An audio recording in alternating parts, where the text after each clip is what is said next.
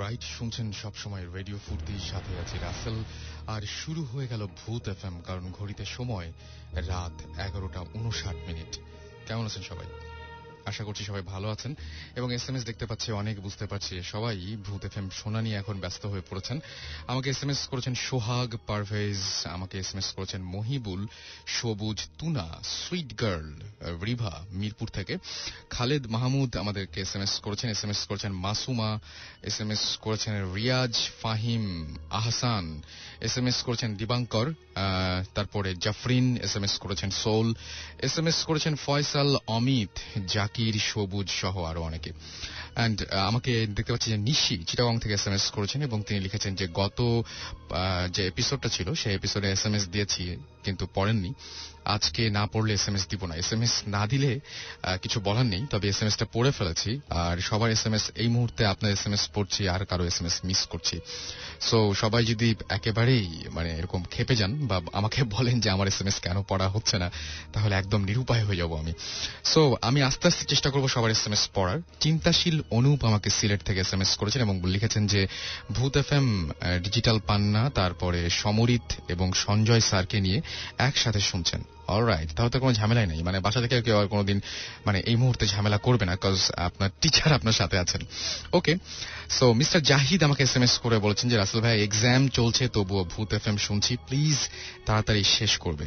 আমার যেটা মনে হয় প্রথমেই আপনাকে বলা উচিত যে প্লিজ ভূত এফএম হোক আর যাই হোক না কেন এই মুহূর্তে এক্সামের মাঝখানে শোনাটা ঠিক হবে না, বরং আপনার একটু পড়াশোনার দিকে মনোযোগী হতে হবে, কারণ ভূত এফএম আরো অনেক পর্ব সামনে আছে। আপনাদের কাছে প্রতি সপ্তাহেই আমরা ফিরে আসবো যতদিন পর্যন্ত আপনাদের রেসপন্স পাবো। সো এখন পড়াশোনার সময়টা পড়াশোনাটা বেশি করে করা উচিত। নূর ইসলাম আমাকে এসএমএস করেছেন নতুন বাজার খুলনা থেকে, লিখেছেন লাভ ভূত এফএম, আপনাদের ভৌতিস্টের সম্পর্কে জানতে চেয়েছেন যে ভৌতিস টিভি সিরিয়াল কবে শুরু হবে। একটা আল্লাহর কসম ডেট পেয়েছিলাম আমরা লাস্ট সপ্তাহে, সুতরাং ওইরকম আল্লাহর কসম কোন একটা ডেটেই ইনশাল্লাহ শুরু হয়ে যাবে। অলরাইট, আমাকে ইমেল করেন আপনারা প্রতি সপ্তাহে এবং আপনাদের ইমেল আমরা পেয়ে খুবই আনন্দিত যে এত জায়গা থেকে, বিভিন্ন জায়গা থেকে ইমেল আসে আমাদের কাছে। বাংলাদেশের বিভিন্ন জায়গা থেকে ইমেল করেন আপনারা এবং আপনাদের দারুণ দারুণ সব এক্সপেরিয়েন্স আমাদের কাছে তুলে ধরেন, যার জন্য কিন্তু ভূত এফএম এখনো পর্যন্ত আপনাদের সাথে আছে। ভূত এফএম চলছে, ভূত এফএম চলবে যতদিন পর্যন্ত আপনাদের কাছ থেকে আপনাদের এক্সপেরিয়েন্স জানবো, কারণ আপনাদের নিয়েই ভূত এফএম এর পথ চলা। সো আপনারা যত বেশি আপনাদের এক্সপেরিয়েন্স পাঠাবেন তত বেশি আমরা সমৃদ্ধ হব এবং আপনাদের সামনে তুলে ধরতে পারবো আপনাদের পাঠানো সেই সমস্ত ঘটনাগুলো। আমার কাছে এসএমএস তো আছেই, সেই সাথে আমার কাছে বেশ কিছু এক্সপেরিয়েন্স রয়েছে। আমার কাছে শুনলে আপনাদেরও খুব ভালো লাগবে। আমার তো খুবই ভালো লেগেছিল যখন দেখলাম যে একটা অডিও ফাইল আমি পেয়েছি এবং সেই অডিও ফাইলটা পাঠানো হয়েছে কানাডা থেকে, কানাডা প্রবাসী একজন বাঙালি, এবং তিনি তার এক্সপেরিয়েন্সটা আমাদের কাছে অডিও ফাইলে রেকর্ড করে পাঠিয়েছেন, সেটা আমরা শোনাবো।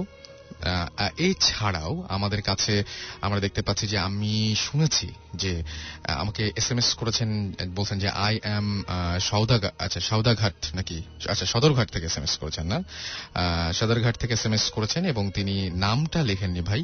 আচ্ছা, তিনি লিখেছেন যে তার একজন আঙ্কেল আছেন যিনি সৌদি আরব থেকে আমাদের এই শোটা শোনেন।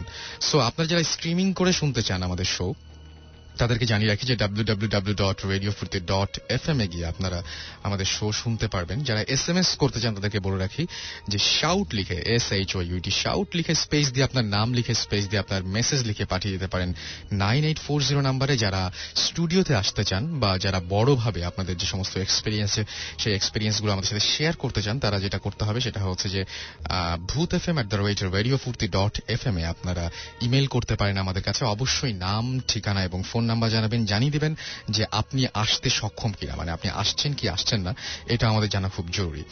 সো আমরা আপনাদেরকে দিয়ে শুরু করতে চাই। তবে এই যে একটা ঘটনা দেখলাম যে মিডল ইস্ট থেকে একজন আমাদের বলছেন যে তিনি শুনছেন আমাদেরকে। জানি না মিডল ইস্ট থেকে আমাদের কারা শুনছেন। তো যারা শুনছেন এত দূর বসে, যে সমস্ত বাঙালিরা, এবং শত ব্যস্ততার মাঝে, আমরা জানি যে যেখানে আপনারা আছেন সেই জায়গাটা অনেক বেশি, আপনাদের অনেক বেশি ব্যস্ত থাকতে হয়, তারপরে সেই ব্যস্ততার মাঝখানেও আমাদেরকে যারা শুনছেন তাদেরকে অনেক অনেক ধন্যবাদ জানাচ্ছি। এবং আমার যেটা মনে হয় কানাডা প্রবাসী সেই অডিও যে ফাইলটা হবে, সেই ফাইলটা স্টাইলটা যেরকম প্রবাসী যে সমস্ত বাঙালিরা আছেন যারা আমাদের ভূত এফএম রেকর্ডেড বা আমাদের স্ট্রিমিং করে শোনেন সেই সমস্ত বাঙালিদের জন্য। আর এই মুহূর্তেও আমি চিন্তা করেছি যেহেতু সৌদি আরবে অনেকে শুনছেন আমাদেরকে, সো সৌদি আরবের বা মিডল ইস্টের কোনো ঘটনা দিয়ে আপনাদের কাছে আজকের শোটা শুরু করা যায় কিনা। মানে প্রথমেই একটা ঘটনা, যে ঘটনাটা দেশে নয় বিদেশে ঘটেছিল, এবং আমাদের সঙ্গে উপস্থিত আছেন একজন ডাক্তার, এবং তিনি তার একটা এক্সপিরিয়েন্স আছে, যে এক্সপিরিয়েন্সটা আমরা তার কাছ থেকে শুনবো। প্রথমে তার পরিচয়টা আমরা জানি। কি নাম আপনার? আমার নাম জাহার ইউসুফ। ওকে। আমি এখন 4th ইয়ারে আছি শাহবাজ মেডিকেল কলেজে। ওকে। তো এই ঘটনাটা শুরু হয় রাউন্ড অ্যাবাউট আমি যখন 10 থেকে 12 বছর বয়সে। আমি ওমানে ছিলাম আমার প্যারেন্টস এর সাথে। তো এক দুপুরে আব্বুর কনস্ট্রাকশন সাইটে যখন স্কুল ছুটি থাকতো বা ভ্যাকেশনস থাকতো, আব্বুর সাথে তো প্রায় যাওয়া পড়তো আব্বুর কনস্ট্রাকশন সাইটে। তো আব্বু নিজে ড্রাইভ করতেন আব্বুর গাড়ি। আচ্ছা। তো এখন আব্বুর সাথে যখন একদিন দুপুরে আমরা যখন তার কনস্ট্রাকশন সাইটে যাই, আব্বু তার এসইউভিতে মানে নিয়ে যাচ্ছে আমাকে। তো এই রাস্তাটা বেশিরভাগ আব্বুর কনস্ট্রাকশন সাইটের রাস্তাগুলো হয় পুরো কাঁচা রাস্তা, একদম মরুভূমির মাঝখান থেকে, আর বেশ দূরে দূরে, মানে 400, 500, 600 এরকম কিলোমিটার দূরে প্রত্যেকটা কনস্ট্রাকশন সাইট পড়ে আব্বুর। আচ্ছা। ওই দিন দুপুর বেলা তো আমরা যখন যাচ্ছি মানে পুরো ডেজার্টের মাঝখান থেকে, সেদিন মানে আব্বুর একটা মানে নীতি যেটা বলা যায় যে আব্বু কখনো ফ্যামিলির মেম্বার যদি গাড়িতে থাকে, আব্বু কখনো কাউকে লিফট দেন না। আচ্ছা। তো ওই দিন স্পেশালি কি হলো, একজন বুড়ো লোক আমরা দেখলাম, মানে আমি নিজে দেখলাম যে একটা বুড়ো লোক সে রাস্তার পাশে দাঁড়িয়ে আছে। এটা কি ফুল ডেজার্ট? একদম ফুল ডেজার্টের ভিতরে, যতদূর পর্যন্ত দেখা যায় কোনো ধরনের কোনো মানে নোম্যাডস যারা বলি আমরা, বেদুইনস যাদেরকে বলি, তাদের ভিতরেও মানে এরকমের কোনো মানে এলাকাই নেই সেখানে, বা কোনো বসতিই নেই বলা যায়। তো সেই একদম ডেজার্টের মাঝখানে এই ব্যক্তিটা কি করছে, তো আব্বু মানে তাকে আর লিফট দিলেন না। তো এই মানে ব্যক্তিটার একটু বর্ণনা দিয়ে দিই। সে একদম বুড়ো বয়সী, দাড়ি টাড়ি আছে, আর কাপড় চোপড় বেশ নোংরা ছিল। তার হাতে একটা লাঠি ছিল, আর লাঠিটা কাঁধের উপরে ছিল, লাঠির মাথায় একটা ঝুড়ির মতো কাপড় থেকে বাঁধা। আচ্ছা। তো সে মানে লিফটের জন্য মানে সিগন্যাল দিচ্ছে। তা আব্বু লিফট না দিয়ে মানে সে তার পাশ থেকে ড্রাইভ করে চলে গেলেন। আমরা কিছু দূর আগাইলাম, তার মাঝখানে হয়ে গেল মানে গাড়িটা অটোমেটিকলি স্টপ, মানে একদম ইঞ্জিন সুইচ অফ হয়ে গেছে। তো আব্বু পাওয়ার ডিভিশনের ইঞ্জিনিয়ার, তার সাথে তার অটোমোবাইলেও এক্সপিরিয়েন্স আছে। তো সে সাথে সাথে বলল যে মানে আমার তো ফিউল ট্যাঙ্কটা ফুল, আর আমার গাড়ি নতুন গাড়ি, এখানে তো কোনো সমস্যা হওয়ার কোনো কথা না। তারপরেও সে গাড়ি থেকে বের হয়ে বনেটটা খুলে সে চেক করছে যে গাড়িতে কোনো সমস্যা আছে কিনা। আচ্ছা। 2-3 মিনিটের মাঝখানে আমার গাড়ির পিছনের দরজাটা খুললো। আমার ইমিডিয়েট, আমি আব্বুর সাথে সামনে ড্রাইভিং প্যাসেঞ্জার সিটে বসা, সেখানে সে পিছের দরজাটা খুলে বুড়োটো পিছনে উঠে বসলো। আচ্ছা। উঠে বসে দরজাটা বন্ধ করে দিছে। আমি যখন পিছনে তাকিয়ে দেখি তাকে, মানে আমি এত ভয় পেয়ে যাই, বিকজ তার ফেসটাই এত উইয়ার্ড ছিল, তাকে দেখেই ভয় পাওয়ার মতো। আমি মানে চিৎকার দিয়ে উঠি, মানে আব্বু মানে বুড়ো ওমানি লোকটা সে গাড়ির ভিতরে উঠে গেছে। আব্বু তাড়াতাড়ি চলে আসেন যে like what is the matter, সে কেন মানে গাড়ির ভিতরে ঢুকে গেছে না বলে না জিজ্ঞাসা করে, একদম মানে without any formality, without any respect সে একদম মানে গাড়ির ভিতরে ঢুকে গেছে। তো আব্বু তাকে বলে যে আপনি নেমে পড়েন please, I cannot give you a lift. I have a family member. আমার এখানে আমার ছেলে আছে আমার সাথে, সো প্লিজ আপনি অন্য একটা গাড়ি দেখেন। আর সে বলতেছে যে এত দূর দূরান্ত রাস্তার ভিতরে আমি কোথায় গাড়ি পাবো, ইট ইজ বেটার তুমি গাড়িতে বসো, গাড়িটা স্টার্ট করো। আব্বু বলতেছে দেখো না আমার গাড়িটা নষ্ট হয়ে গেছে, এইমাত্র চলতেছিল, কি জানি হয়েছে জানি না, গাড়িটা নষ্ট হয়ে গেছে। সো বাই দ্যাট টাইম মানে ওই বুড়ো লোকটা অনেক রাগান্বিত হয়ে যান। সে আব্বুর উপরে চিল্লায় ওঠে, বলে বললাম না গাড়ির ভিতরে বসে তোমাকে মানে ইঞ্জিন স্টার্ট করতে।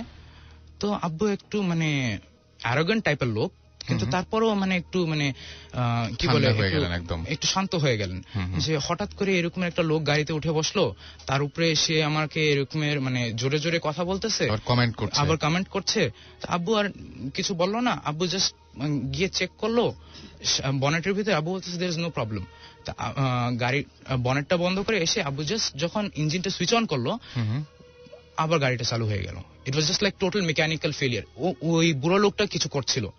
আচ্ছা, তো এটা বুঝে মানে আমি তো পুরো কান্নাকাটির মতো অবস্থা, বিকজ সে আমার আব্বুর উপরে মানে জোরে, সে আমার আব্বুর সাথে শাউট করেছে, জোরে জোরে কথা বলেছে। তা আমার চোখ থেকে তো পানি পড়ছে, বিকজ আমার চোখের সামনে সে মানে আমার আব্বুকে এইভাবে ট্রিট করছে।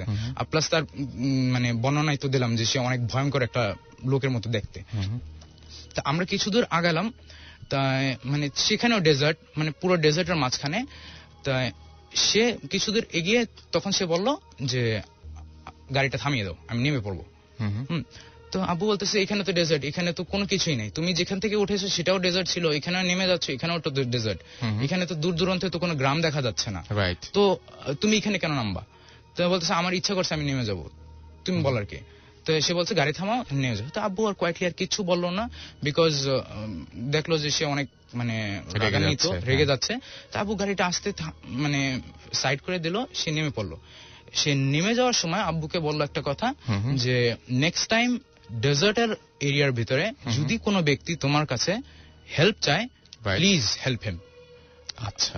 তো আর আশ্চর্যের ঘটনা হলো, এই লোকটা যখন দরজা বন্ধ করে পিছনের দিকে যাচ্ছিল গাড়ির, তো আমি তাকিয়েছিলাম যে এই লোকটা দেখছি যে কোথায় যাচ্ছে, বিকজ সে আউট অফ নোওয়্যার সে মানে হঠাৎ করে চলে আসছিল, এবং সে একদম মানে মরুভূমির মাঝখানে সে নেমে গেছে। তো এই লোকটা যাবে কোথায়? তো আমি তাকিয়েছিলাম, জাস্ট মানে নামার পরেই নাই। হ্যাঁ, একদম সে দরজাটা বন্ধ করলো, and he was not there. এটা কি আপনারা সবাই আর কেউ দেখতে পাচ্ছেন না? না, আব্বু ছিল, আমি ছিলাম। আব্বু বলতেছে যে না সে আছে। তো আব্বু, আমি বললাম যে আব্বু সে নাই, সে চলে গেছে। তো আব্বু সাথে সাথে গাড়ি থেকে বের হয়ে আব্বু চেক করলো যে একদম মানে ডেজার্ট লাইনে তো আপনি মানে অনেক দূরে দেখতে দেখা যায়। তো এখানে তো মানে তাকে কোনো রকমের দেখা যাচ্ছিল না। তো একদম সে মানে উইদিন থিন এয়ার। মানুষে আমরা শুনি মানে ভূতের কাহিনী শুনি রাতে, এটা তো ভোর দুপুরের সময় মানে সে একদম মানে হাওয়ার ভিতর গায়েব হয়ে গেল। তো এটা দেখে মানে আমি অনেক ভয় পেয়ে গেছিলাম। পুরো রাস্তায় মানে আমার কাঁপাকাঁপি। আব্বু আর ওই দিন কনস্ট্রাকশন সাইটে যায় না, আব্বু গাড়িটা ঘুরে বাসে চলে আসছে। তো মানে আব্বু এটা এক্সপ্লেন করার জন্য মানে অনেকজনকে জিজ্ঞাসা করেছিল, তো তারা বলেছে দিস হ্যাপেন্স, মানে ডেজার্টে there is something that is inexplicable. Okay. তো এগুলো অনেক এরকমের হতে থাকে অনেক যাত্রীদের সাথে, অনেক যারা ভেহিকল লং ড্রাইভে যারা যাচ্ছেন, অনেক লং রুটে যারা কাজ করতে যাচ্ছেন, তাদের সাথে প্রায় এরকমের ঘটতেছে। কি মনে হয় আপনার, মানে আসলে লোকটা কেন এসেছিল বা কি মানে জানাতে চেয়েছিল, এরকম কোন ধরনের কোনো কিছু পরে মনে হচ্ছিল আপনাদের এতজনের সাথে? যেটা তখন তো কিছুই মনে হয় না। আজকে যদি এই ব্যাপারটা নিয়ে চিন্তা করি, এখন যেটা মনে হচ্ছে যে লাইক আমরা সাধারণত করি কি, যে লং রুটে আমরা সাধারণত কোনো যদি ব্যক্তি, বাংলাদেশের কথাই বলি, আমরা যদি লিফট চাই আমরা কিন্তু সাধারণত লিফট দেই না আমাদের গাড়িতে, বিকজ ওই পার্সনটা মেবি সে অনেক মানে কষ্টে আছে, সে লিফট চাচ্ছে। আমরা কিন্তু রাস্তায় আমরা কিন্তু একটু 2টা মিনিট আমরা কিন্তু ওয়েস্ট করে তার সাথে আমরা কিন্তু একটু কথা বলে দেখি না যে ভাই আপনার সমস্যাটা কি। যেটা আমি ফিল করেছি, হি ওয়াজ ট্রাইং, মানে সে আমাদেরকে বোঝাতে চেষ্টা করতেছিল যে লাইক কেউ যদি বিপদে পড়ে প্লিজ হেল্প করো, ওকে প্লিজ হেল্প করো। পরে আর কখনো দেখা হয়েছিল সেই? না, পরে সেরকমের আর কারোর সাথে তখন আর দেখা হয়নি। আচ্ছা, এই ঘটনার পরে কোনো ধরনের কোনো সমস্যা ওইখানে ফেস করতে হয়েছিল বা এরকম কিছু কখনো হয়েছিল? না, এরকমের কোনো সমস্যা ফেস করতে হয় নাই, বাট এই ব্যাপার নিয়ে যখন কথা বলা হয়েছিল তখন এরকমের সিমিলার ঘটনা, কেউ হয়তো বা এক মহিলাকে দেখেছে বোরখা পরা অবস্থায়, কেউ হয়তো বা একটা ইয়াং ছেলেকে দেখেছে, কেউ হয়তো বা একটা ছোট বাচ্চাকে দেখেছে, বা এরকমের সিমিলার এক্সপিরিয়েন্সেস আছে ওভার, মানে অনেক ড্রাইভাররা দেখেছেন অনেক লং রুটে। ওকে, সো আপনারা যারা জানেন না, আমরা এর মধ্যে ভূত এফএমও কয়েকবার এরকম আলোচনা করেছি। ঢাকাতেও এরকম কতগুলো প্লেস আছে, লাইক এয়ারপোর্ট থেকে আসার সময় একটা জায়গা পড়ে, যে জায়গাটাতে অনেকে দেখেন, অনেকে, আমি আমার ফ্যামিলির মধ্যেও অনেকের সাথে এই ঘটনাটা ঘটেছে। কেউ বলেছেন যে বৃদ্ধ মহিলা দেখেছেন, কেউ বলেছেন একটা পিচ্চি রাস্তা পার হচ্ছে, কেউ বলেছেন যে আমি ড্রাইভারদের কাছে জিজ্ঞেস করেছি এবং তারাও বলেছেন যে দেখা যায় যে জাস্ট রাস্তার এপাশ থেকে ও পাশে কেউ পার হচ্ছেন এবং সেই সময় ব্রেক না করলে বড় ধরনের একটা অ্যাক্সিডেন্ট, বা ব্রেক করলে অনেক সময় মানে এরকম সমস্যা হলে সাধারণত বড় ধরনের ঝামেলা হয়ে যায়। সো ঢাকাতেও এরকম আছে এবং আমার যেটা মনে হয় যে অনেক জায়গাতে এরকম অনেক কিছু ঘটনা ঘটে।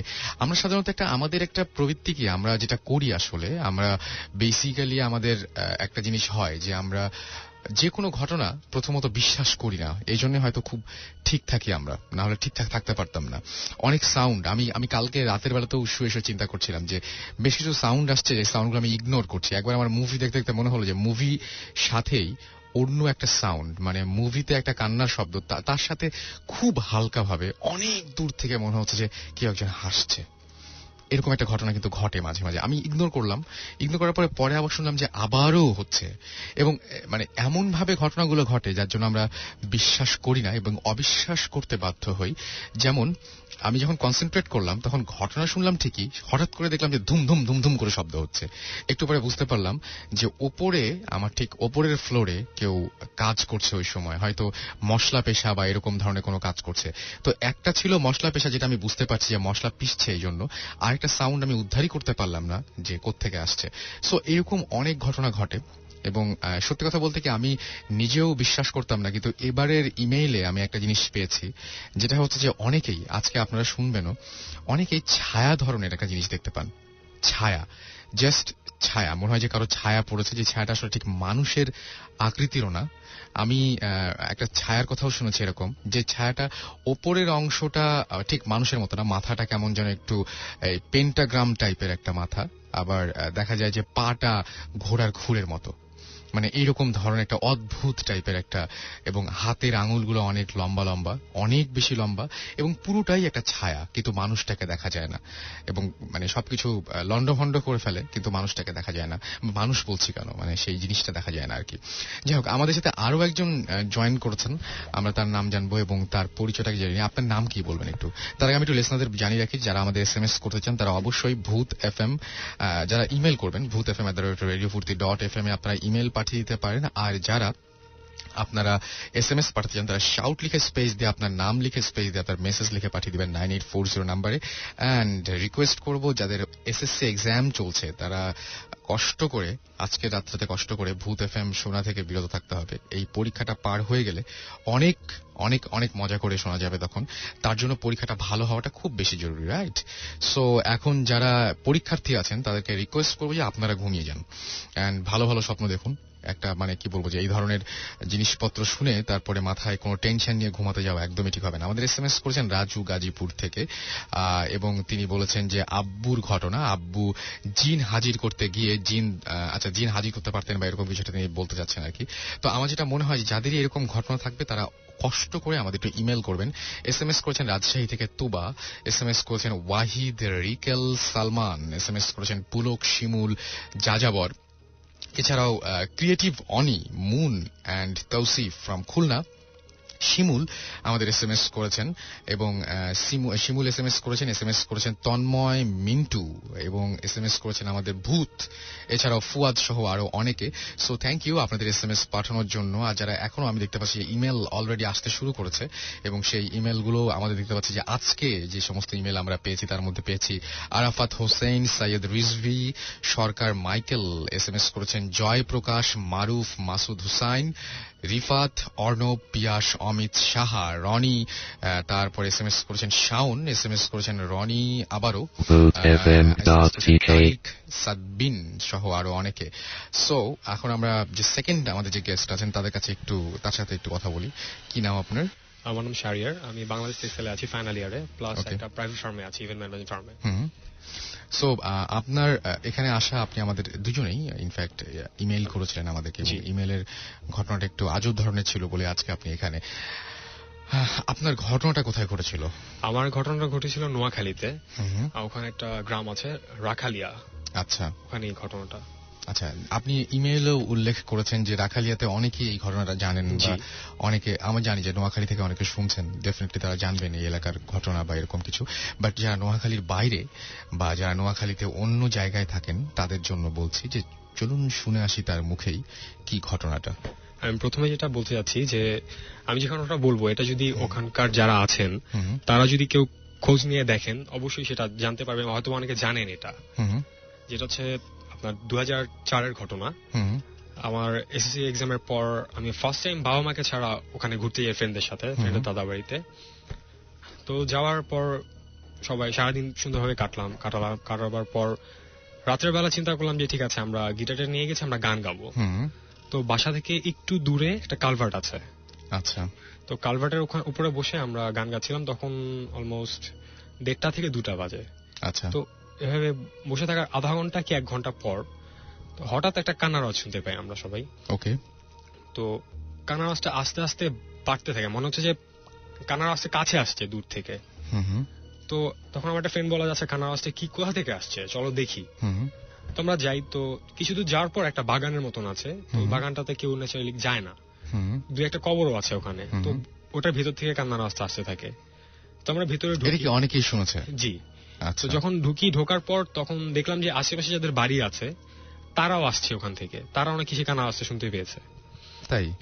মানে অনেকেই দেখতে আসছে যে কে কাঁদছে, এবং সবার কাছে কান্নাটা এমন লাগছে যে আমি অনেক কষ্ট নিয়ে কাঁদছে।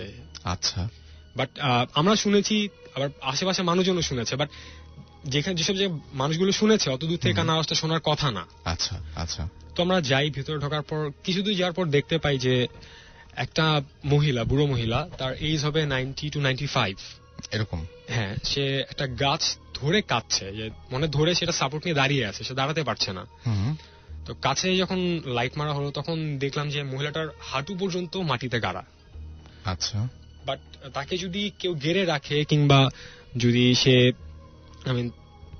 ধরেন যে গেড়ে রেখেছে, কিংবা সে সামহাউ দেবে গেছে, সেটা তো একটা স্পট থাকবে যে সে নতুন ঢুকেছে। বাট জায়গাটা দেখে ঘাস উঠে আছে, দেখে মনে হচ্ছে যে অনেকদিন ধরে সে উঠে আছে, যেরকম একটা গাছের শ্যাওলা পড়লে যেরকম হয় ওরকম, মানে মনে হচ্ছে অনেক দিন ধরেই সেই অবস্থায়। জি, রাইট। ওকে। তো তারপর সবাইকে ডাকা হলো, আশেপাশে সব চিল্লাচিল্লি শুরু হয়ে গেল লোকজন। তো আমরা যেই ফ্রেন্ডের বাসায় ছিলাম, তো ওরা ওখানকার একটু প্রভাবশালী ব্যক্তি, তো ওদের বাসায় খবর দেয়া হলো।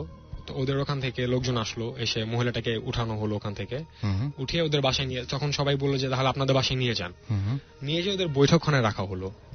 আচ্ছা। ওদের বৈঠকখানাটা ছিল এরকম যে ঘর থেকে একটু দূরে একটা সেপারেট একটা রুম, তো ওখানে রাখা হলো। তো রেখে বাইরে থেকে গেটটা লক করে দেওয়া হলো। আর এর মধ্যে মহিলাটা যখন নিয়ে আসা হচ্ছিল সে কাঁদছিল, তাকে অনেক কথা জিজ্ঞাসা করা হয়েছে, কোনো উত্তর দেয় না, কোনো উত্তর দিচ্ছে না, সে কোনো উত্তর দিচ্ছে না, কারোর দিকে তাকাচ্ছেও না, শুধু এক দৃষ্টিতে সে নিচের দিকে তাকিয়ে কাঁদছে।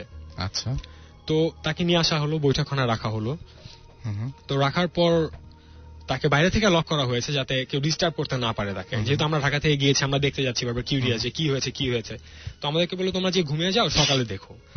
আর ওদের বাসার যে চৌকিদার বলে, গ্রামের বাসায় পাহারা দেয়, চৌকিদার শুয়েছিল ওখানে। আচ্ছা। এমন ভাবে শুয়েছিল যে মহিলাটাকে যদি ওই ঘর থেকে বের হতে হয়, প্রথমত বাইরে থেকে কাউকে খুলে দিতে হবে, আর সেকেন্ড হচ্ছে যে চৌকিদারকে টপকিয়ে তাকে বের হতে হবে। তো ঘুমিয়ে আছে। তো সকালে প্রায় 6টার দিকে আমরা চিল্লাচিল্লি শুনতে পাই। আচ্ছা। যে চৌকিদার চিল্লাচিল্লি করছে। তো আমরা যাই, তখন ঘুম ভেঙে যাই যে দেখা যায় যে চৌকিদার জানালাটা খুলে দেখতে চেয়েছিল যে মহিলাটা কি করছে। আচ্ছা। সে দেখে যে ভিতরটা টোটালি খালি, কেউ নেই ওখানে, বাট গেট ওরকমই বাইরে থেকে বন্ধ করা, আগে যেরকম ছিল সেরকম ভাবে। এবং ওই ঘরে কি এছাড়াও কোনো ধরনের দরজা বা জানালা কিছু আছে? না, জাস্ট জানালা আছে, বাট ওটা গ্রিল দেয়া, কোনো বের হওয়ার কোনো ওয়ে নেই ওখান থেকে। ওকে। মহিলাটার এইজ আবার অনেক, সুতরাং গ্রিল কেটে কিংবা কোনো ওয়েতে বের হওয়ার কোনো উপায় নেই। রাইট। তারপর কি হলো? তারপর সঙ্গে সঙ্গে ওখানকার মসজিদের হুজুরকে ডাকা হলো যে কি ঘটনা হয়েছে। তো আমরা অনেক কিউরিয়াস ছিলাম, বারবার জিজ্ঞেস করছি এটা কি ছিল, মহিলাটা কিভাবে গায়েব হয়ে গেল, এত শক্তি কিভাবে পেল, সে তো দাঁড়াতেই পারছিল না। আচ্ছা। তো তখন ওখানে যে হুজুর ছিল উনি মিলাদ বললেন যে আপনারা আজকে মিলাদ পড়ান আপনাদের বাসায়, আর এটা নিয়ে আপনারা ডিসকাস করেন না, এটা ভালো কিছু ছিল, এই জন্য কোনো ক্ষতি করেনি, অথবা সে কিছু বলতে চেয়েছিল আপনাদেরকে কিংবা কোনো ইনফরমেশন দিতে চেয়েছিল, সো আপনারা এটা নিয়ে কোনো ডিসকাস না করাটাই ভালো হবে। আচ্ছা। তো এটা পরে হুজুরকে বলা হলো, তো হুজুর মিলাদ পড়ালেন। তো আমাদেরকে টোটালি মুরব্বীরা বললেন যে তোমার স্টপ হয়ে যাও, এটা নিয়ে কোনো কথা বলো না, বলো যে এটা নিয়ে কথা বললে হয়তো বা খারাপ হতে পারে, কারণ কোনো ক্ষতি করেনি, পরে দেখা যাবে কোনো ক্ষতি করে বসেছে। তো ন্যাচারালি আমরা জিনিসটা মনে ঘুরছিল যে কি জিনিস, তবুও আমাদের মুরব্বীদের কথা আমরা বাদ দিয়ে দিয়েছি যে থাক আমরা ডিসকাস না করি, ফ্রেন্ডরা কথা বলছিলাম। আচ্ছা। তো ওদিন আর সারাদিন কিছু হয়নি, ওদিন রাতেই 2:30 থেকে 3টার দিকে আমরা আবার বসেছি ওখানে, যে গরম লাগছিল বাসায়, তো আমরা বললাম যে ঠিক আছে চলো ওখানে যাই, যে বসি। এটা কি একটু কিউরিওসিটি ছিল, যে কিউরিওসিটি এরকম টাইপের যে ওইখানে আসলে কালকে কি হয়েছিল? অনেকটা এরকমও ছিল যে আমরা কেউ আমাদের মধ্যে কেউ বলছিল যে আমরা যাব, আবার কেউ বলছিল যে না যাবো, যাওয়াটা ঠিক হবে না। হ্যাঁ। তো তবু আমরা যেহেতু মেজর পার্সন ছিলাম যে হ্যাঁ আমরা যাব, তো ওরকম যেয়ে বসলাম। তো যে বসে আবার গিটার ছিল আমাদের সাথে, গান গাচ্ছিলাম। তো ঠিক 2:30 থেকে 3টার দিকে ঝিরিঝিরি বৃষ্টি শুরু হয়েছে। এর আগে থেকে আমার কিরকম জানি লাগছিল যে ওখানে ভালো লাগছিল না। আমার একটা ফ্রেন্ড, মানে শরীরটা ঠিক ভালো যাচ্ছিল না, এরকম কেমন জানি মাথাটা ধরছিল, কেমন একটা ফিল হচ্ছে, এটা এক্সপ্লেইন করা যাবে না। তো আমার যে আরেকটা ফ্রেন্ড ছিল, ও বললো যে ঠিক আছে আমারও ভালো লাগছে না, চল আমরা দুজন চলে যাই। আচ্ছা। তো ওখানে আমাদের সাথে যে আরেকটা যার বাসায় আমরা গিয়েছিলাম, ওর কাজিন বললো যে না একা যেও না, চল আমরা সবাই চলে যাই, আর বৃষ্টি হচ্ছে, বৃষ্টিতে ভিজে গেলে জ্বর আসবে, পরে বাসা থেকে বকাবকি করবে। রাইট। তো আমরা যখন ব্যাক করছি বাসায়, আমি একটু বাসার আশপাশের বর্ণনাটা দিই। ওদের বাসাটা হচ্ছে ঢোকার মুখে ডান দিকে একটা বাঁশঝাড় পড়বে, তারপর একটা বিরাট বড় পুকুর, আর বাম পাশে একটা কবরস্থান। আচ্ছা। তো যখন আমরা ঢুকতে যাচ্ছি, তো হঠাৎ করে কোনো বাতাস নেই, ঝোড়ো বাতাস নেই, ঝিরিঝিরি বৃষ্টি পড়ছে। বাট আমরা যদি একটা ছোট গাছের মধ্যে যে আমরা হাত দিয়ে নাড়া দিই, তাহলে শুধু কয়েকটা ডাল কিন্তু নড়বে, সবগুলা নড়বে না। রাইট। তো ঠিক ওরকম ভাবেই কয়েকটা ডাল নড়লো, এবং অনেক জোরেই নড়লো। মানে বাতাস হলে হবে যে পুরো গাছটা নড়বে, বাট না, কয়েকটা ডাল নড়লো। তো হঠাৎ করে আমার ফ্রেন্ড বললো কি হয়েছে ওখানে। আমরা সবাই ঘুরতে যাচ্ছি, তখন একটা ফ্রেন্ড বললো পিছে তাকিও না, সোজা বাসার দিকে যাও, এটা ভালো না। তো আমরা যাব, এর মধ্যে হঠাৎ করে একটা দৌড়ানো শব্দ পেলাম আমরা, যে পিছন থেকে কেউ দৌড় দিয়েছে। আচ্ছা।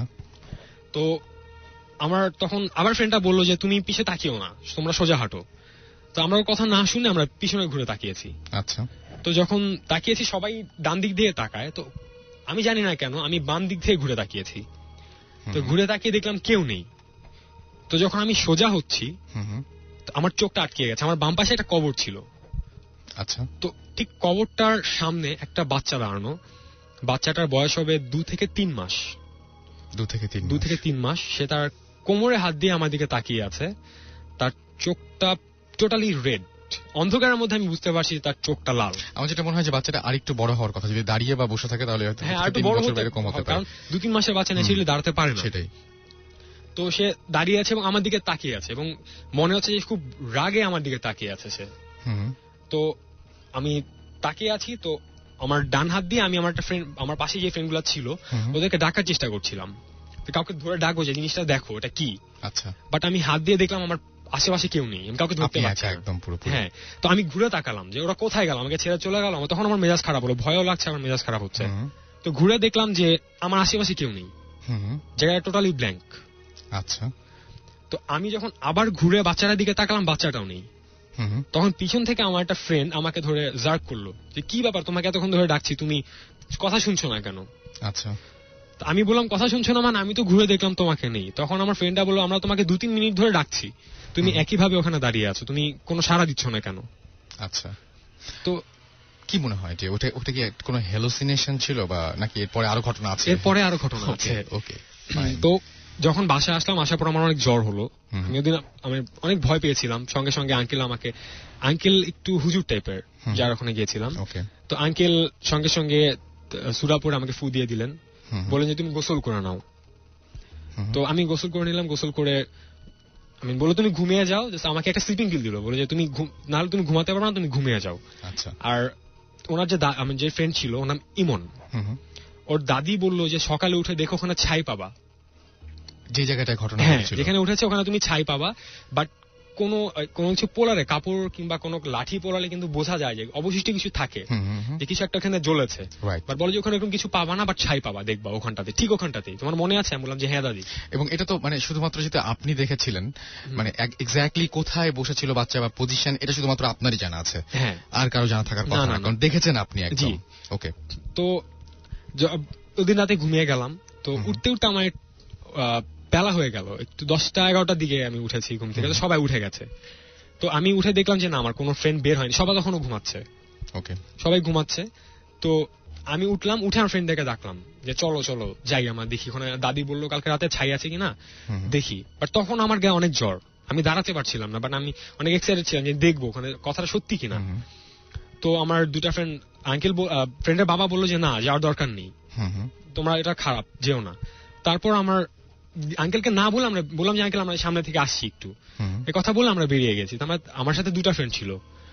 তো আমার একটা ফ্রেন্ড আমাকে সাথে হাঁটছিল, ধরে হাঁটছিল, কারণ আমার জ্বর ছিল অনেক।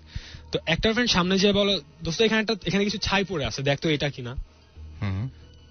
তো আমি যেটা হচ্ছে যে আমি যে দেখলাম যে হ্যাঁ ওখানে সত্যিই ছাই পড়ে আছে, আর ঠিক যে কবরটার সামনে দাঁড়িয়ে ছিল বাচ্চাটা ঠিক ওই কবরটার সামনেই, ওই কবরটার সামনেই ছাইটা পড়ে আছে। বাট ওখানে ওই জায়গাটা কেউ জানে না যে আমি কোথায় দেখেছি, কারণ ওখানে একসাথে কিন্তু অনেকগুলো কবর আছে। আচ্ছা, তো বাসায় আসলাম, আসার পর আঙ্কেলকে বললাম, আঙ্কেল বলল যে এটা নিয়ে তুমি কাউকে কিছু বলো না, তোমরা কাউকে ডিসকাস করো না, তুমি শুধু জাস্ট যে তোমার মাকে বলবা যে ঘটনাটা কি ঘটেছে, আর এটা নিয়ে কাউকে বলো না। কারণ এর আগেও নাকি আমরা যেখানে বসেছিলাম কালভার্টটার ওখানে নাকি আমরা যখন গিয়েছিলাম তার সপ্তাহখানেক আগে একটা লাশ পাওয়া গিয়েছিল, আর লাশটা নাকি লাশটার বডিতে কোনো বোন ঠিক ছিল না, প্রত্যেকটা বোন ছিল স্ম্যাশড, বাট তার গায়ে কোনো চিহ্ন ছিল না, মানে মারার বা আঘাতের কোনো চিহ্ন নাই, কিন্তু মানে প্রত্যেকটা বোন ভাঙা। হ্যাঁ, স্ম্যাশ, টোটালি স্ম্যাশ। যদি 9 তলা থেকে ওকে ফেলে দেওয়া হয় যে তার বডি যেরকম স্ম্যাশড হয়ে যাবে ঠিক সেরকম। ওকে, তো ওখান থেকেই ঘটনাটা আমার পরবর্তী যে ঘটনাগুলো ঘটেছে এখান থেকে স্টার্ট হয়েছে আমার লাইফে। তারপর থেকে কি ঝামেলা হয়? মানে এখন স্টিল হচ্ছে। তো সেই ঝামেলাগুলো আমরা শুনবো, সেই ঝামেলা নিয়ে ফিরে আসবো আমরা আবারও। আমাকে SMS করেছেন অদ্ভুতুরে আকাশ, তিনি বলছেন যে এসএসসি এক্সাম চলছে, পরশু এক্সাম, বাট পড়া শেষ করে এখন ভূত FM শুনছি এবং অ্যাজ ইউজুয়াল তিনি ভয়ও পাচ্ছেন। আমি যেটা বলবো যে এসএসসি এক্সামের মাঝখানে এইটা আমি বারবার করে নিষেধ করছি যে যদি একটু স্টপ রাখতে পারেন তাহলে খুব ভালো হয়। রূপা লিখেছেন যে অনেক ভয় পাচ্ছি তারপরে শুনছি। থ্যাংক ইউ সো মাচ আমাদের সঙ্গে থাকার জন্য। আর শান্ত লিখেছেন ভাইয়া I love Bhoot FM and radio Foorti. Thank you, thank you, thank you. এবং আপনারা আছেন, ভালোবাসছেন রেডিও ফুর্তি এবং ভালোবাসছেন ভূত FM বলেই আমরা সামনের দিকে এগিয়ে যেতে পারছি। অ্যান্ড হোপ যে পরে যে ঘটনাগুলো আছে, যারা ঘটনা বললেন তাদেরও আরো ঘটনা আছে, সেই ঘটনাগুলো নিয়েও আমরা ফিরে আসবো। আশিস আমাদের লিখেছেন ঢাকা ইউনিভার্সিটি থেকে, ভাইয়া ভূত FM শুনে খুব ভয় পাচ্ছি, বাট শোনা স্টপ করতে পারছি না, এনজয় করছেন তিনি। ওকে, থ্যাংক ইউ। আর এছাড়াও কিউট ময়না আমাকে SMS করেছেন এবং তিনি বলেছেন যে আমার SMSটা পড়বেন ভাইয়া, আজ খুব ভয় করছে, কাল ভয়ঙ্কর একটা স্বপ্ন দেখেছি। ওকে, স্বপ্ন এবং বাস্তব দুটো খুব আমার কাছে মনে হয় যে মাঝে মাঝে অনেক কাছাকাছি হয়ে যায় এবং চাই না যে সেই জিনিসটা কাছাকাছি হয়ে যায়। যখন স্বপ্ন এবং বাস্তব কাছাকাছি হয়ে যায় সেটা খুব ভয়ঙ্কর একটা ব্যাপার হয়। তো সেরকম ভয়ঙ্কর ব্যাপার কারো না ঘটুক সেটাই আশা করব। এছাড়াও আমি দেখতে পাচ্ছি আমাকে SMS করেছেন আরিফ সিলেট থেকে এবং তিনি আমাদের লিখেছেন তাবলিক, আচ্ছা তাবিক বাবা, আচ্ছা এটা মানে তাবিজ বাবা হবে আসলে। সজীব আমাদের লালবাগ থেকে SMS করেছেন এবং তিনি বলছেন যে ভূত FM অনেক লাইক করেন, thank you so much. Arnab লিখেছেন আপনাদের প্রোগ্রামটা অনেক জোস, থ্যাংক ইউ। অনিন্দ লিখেছেন খুলনা থেকে, ভাইয়া আচ্ছা আপনারা মাঝে মাঝে আচ্ছা তিনি মনে হয় মাঝে মাঝে শুনতে পাচ্ছেন না এরকম কিছুটা বলছেন। সুজন লিখেছেন রাজশাহী থেকে আমাদেরকে SMS করেছেন। ফাহিমা সিলেট থেকে SMS করেছেন। কানিজ ময়মনসিং থেকে SMS করেছেন। অনু খুলনা থেকে করেছেন এবং জাকির আমাদের SMS করেছেন। রানা, ফয়সাল, জারা, বিল্লাল, জিয়া SMS করেছেন। শাহিন, তৌফিক, তারপরে ইঞ্জিনিয়ার অনিক পল্লবী থেকে এবং রাসেল ভাই বেশ মজা লাগছে। মজা লাগলেই ভালো, আমরা চাই যে মজাই লাগুক। আপনাদের রাজু লিখেছেন আমাদের SMS করেছেন। আর সেই SMS গুলো নিয়ে ফিরে আসছে একটু পরেই। অ্যান্ড যারা SMS এখনো করেননি এবং করতে চাচ্ছেন এবং ছোট ছোট করে ঘটনা জানাতে চাচ্ছেন তাদেরকে বলবো শাউট লিখে স্পেস দিয়ে আপনার নাম লিখে স্পেস দিয়ে আপনার মেসেজ লিখে পাঠিয়ে দিন 9840 নাম্বারে। আপনার SMS পড়া হোক আর না হোক আপনার SMSটা আমাদের জন্য ইম্পর্টেন্ট, কারণ আমরা সযত্নে সেটা সংরক্ষণ করে রাখি এবং সেই কারণে সেই সমস্ত SMS এর মাধ্যমে আমরা আপনাদেরকে ডাকি এবং বুঝতে পারি যে আপনারা আমাদের সঙ্গে আছেন। So stay tune two radio ফুর্তি। অ্যান্ড যারা ইমেল করতে চান তারা bhutfm@radiofurti.fm এ ইমেল করে দিন আমাদেরকে এবং অবশ্যই নাম, ঠিকানা, ফোন নাম্বার জানাতে ভুলবেন না। চলে যাব গানে, ফিরে আসছি একটু পরে, কোথাও যাবেন না। Don't stop the Furti. Don't stop the Furti. Radio Furti 88.0 FM.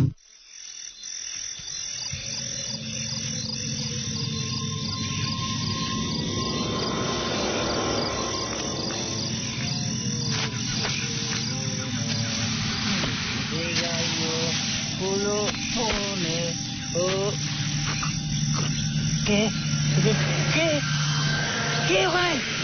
What FM?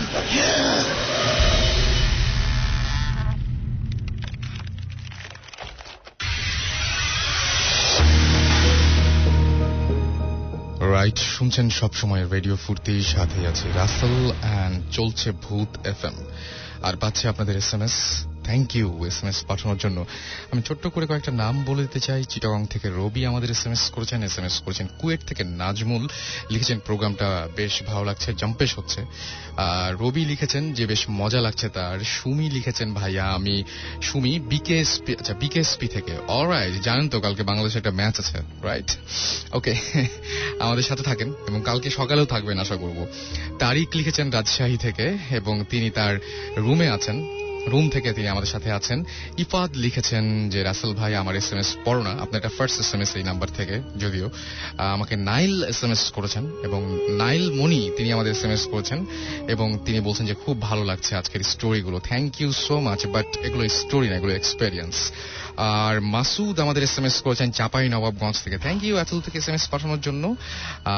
প্রথম SMS করলেন, আমাদেরকে পড়তে অনুরোধ করেছেন, আমরা পড়ে ফেললাম। উপমা লিখেছেন আজকের স্টোরিগুলো চরম। Thank you so much. পরের স্টোরিগুলো আরো বেশি ভালো হবে সেই বিষয়ে আপনাকে কনফার্ম করছি এবং যারা বলেছেন তারা আবারও বলতে আসবেন, যদিও আমিও স্টোরি বললাম, এক্সপেরিয়েন্স, রাইট? অর্ণব লিখেছেন ভাইয়া কাল আমার ম্যাথ এক্সাম আছে, তাও আমি আপনাদের প্রোগ্রাম মনোযোগ দিয়ে শুনছি। কেন ভাই, ডুবিয়েন না কিন্তু আমাদেরকে। অর্ণব, আচ্ছা। এছাড়াও সোনিয়া লিখেছেন খুলনা থেকে যে রাসেল ভাই হ্যাপি ভ্যালেন্টাইন্স ডে অ্যাডভান্স দিয়েছেন তিনি আমাকে। থ্যাংক ইউ সো মাচ এবং আপনাদের সবাইকে হ্যাপি ভ্যালেন্টাইন্স ডে আগে থেকে আমরাও অগ্রিম জানিয়ে দিচ্ছি। সেই সাথে পহেলা ফাল্গুনের শুভেচ্ছা জানাচ্ছি। আর যারা এসএসসি এক্সাম দিচ্ছেন তাদের জন্য অনেক অনেক শুভকামনা থাকলো। পরি রূপা আমাকে SMS করেছেন, ভয় লাগে পরি রূপা এরকম নাম পড়তে। তুনা আমাকে SMS করেছেন। যারা আপনারা SMS করতে চান তাদেরকে বলি শাউট লিখে, SHOUT শাউট লিখে স্পেস দিয়ে আপনার নাম লিখে স্পেস দিয়ে আপনার মেসেজ লিখে পাঠিয়ে দিন 9840 নাম্বারে। আমার কাছে আরো একটা এক্সপেরিয়েন্স আছে, সেই এক্সপেরিয়েন্সটা আমি একটু আপনাদেরকে পড়ে শোনাতে চাই, যেহেতু আসতে পারেননি আমাদের এখানে যার কথা বলছি তিনি আসতে পারেননি বলেই আমরা বলবো যে তার SMS-টা সিফাত নাম, সিফাতের SMS, সিফাতের যে ইমেলটা আছে সেই ইমেলটা আমি পড়বো। খুব চমৎকার করে গুছিয়ে লিখেছেন তিনি লিখেছেন যে ফয়েজ লেক ক্রস করে কিছু দূর গেলে একটা জায়গা আছে, সেই জায়গাটার কথা তিনি বলছেন, একটা সোসাইটি আর কি। তো যাই হোক, তিনি বলছেন ঘটনাটি ঘটেছিল প্রায় 5 বছর আগে। আমার এক ফুপু ওইখানে থাকেন। আমার ফুপুর বাসা ভাড়া নেই। আচ্ছা, ফুপু যে বাসা ভাড়া নেয় বাসাটির অবস্থা খুব একটা ভালো ছিল না।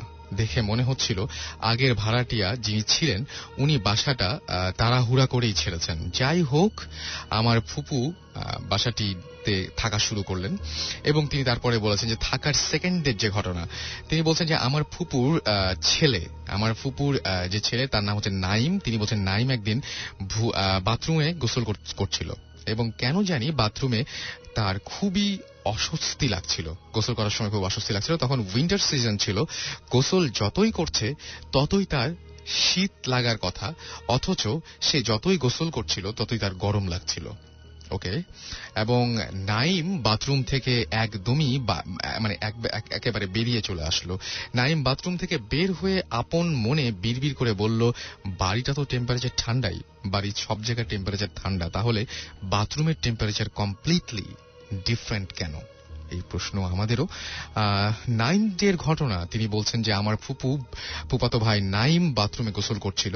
এইবার সে অ্যালার্ট ছিল টেম্পারেচারের ব্যাপারটা নিয়ে, অ্যান্ড এগেইন টেম্পারেচার বেড়ে গেল। নাইম আবারও খুব বিরক্তি অনুভব করতে লাগলো। সে গোসল না সেরেই বাথরুম থেকে বেরিয়ে এলো। এইবার নাইম সময়, দিন, ঘটনা সব কয়টায় নোট করে নিয়েছিল এবং দিনটি ছিল ফ্রাইডে এবং আমাদের যেদিন ভূত এফএম হয় সেই দিনই আর কি, এবং সময়টা ছিল রাত 11:30। নাইম ওই বাথরুমের গোসল করতে ঢুকলো না।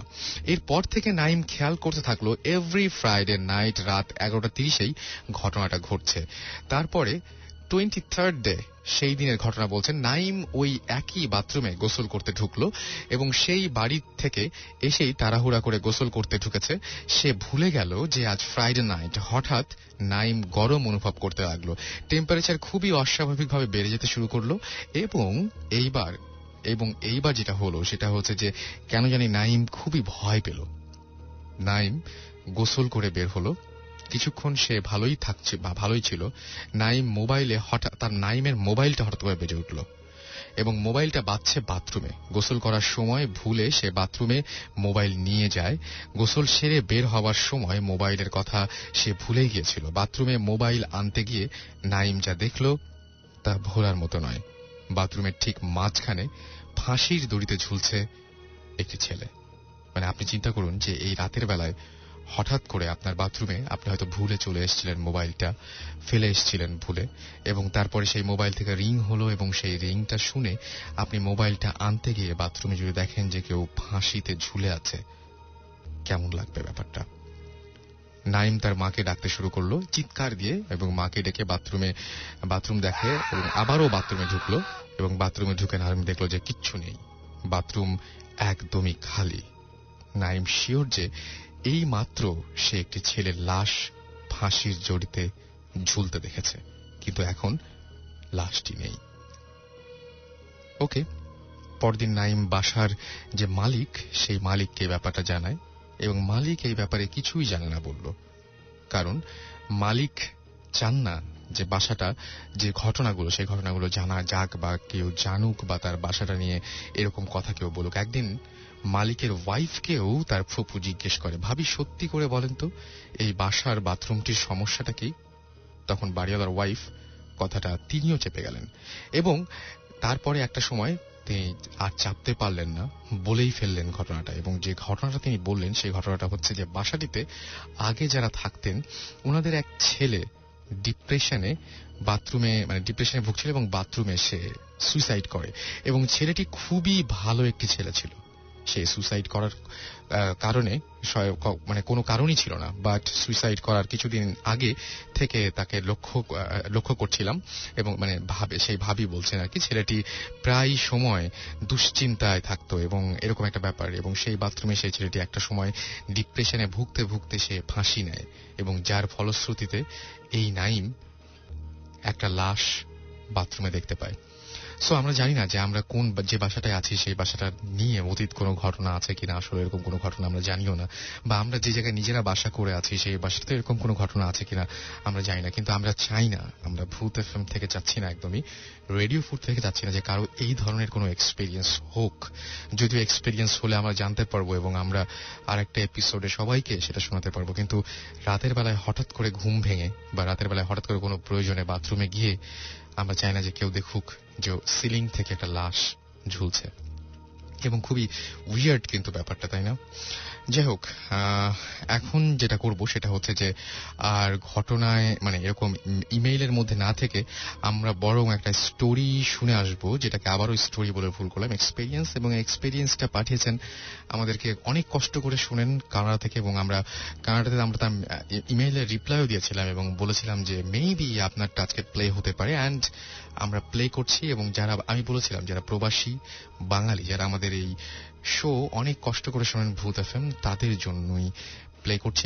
এবং আপনাদেরও যে শহরে আপনারা বাস করছেন, যে দেশে আপনারা বাস করছেন, এরকম ঘটনা থাকতে পারে, আপনারা ইচ্ছা করলেই সেই ঘটনাটা রেকর্ড করে কম্পিউটারে রেকর্ড করে আপনারা আমাদেরকে ইমেইল করতে পারেন অডিও ফাইলটা, এবং আমরা চেষ্টা করব সেই ফাইলটা প্লে করার জন্য। চলুন শুনে আসি experience.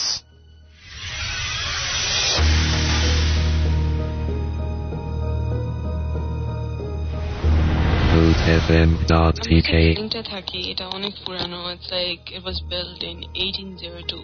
It's pretty old. So this is what, like during the winter, like এখানে অনেক কম মানুষ থাকে. There are floors যেটা পুরাপুরি empty. So there's like no chance যে ওখানে কোনো আওয়াজ বা কিছু শোনা যাবে. So আমরা যখন প্রায় like এরকম এক ফ্লোর থেকে আরেক ফ্লোরে যাই, বিকজ কেউ নাই, তখন এরকম ঘুরে বেড়াতে অনেক মজা লাগে। So this one time we like একটা ফ্লোরে যেখানে কেউ নাই, like প্রত্যেকটা doors locked and কেউ নাই, পুরো দরজা locked সবগুলো। সেখানের মধ্যে হঠাৎ করে আমরা এরকম বিডসের যে মালাগুলি হয় ওই বিডস পড়ার আওয়াজ শুনতে পারি, and we were like, okay, what was that? So we got scared and we ran off to our apartment, right?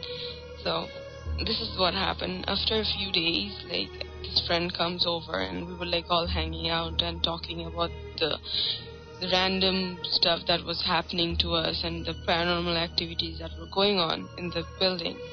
And when he gets to know about it, and he's like, okay, then I have to tell you this.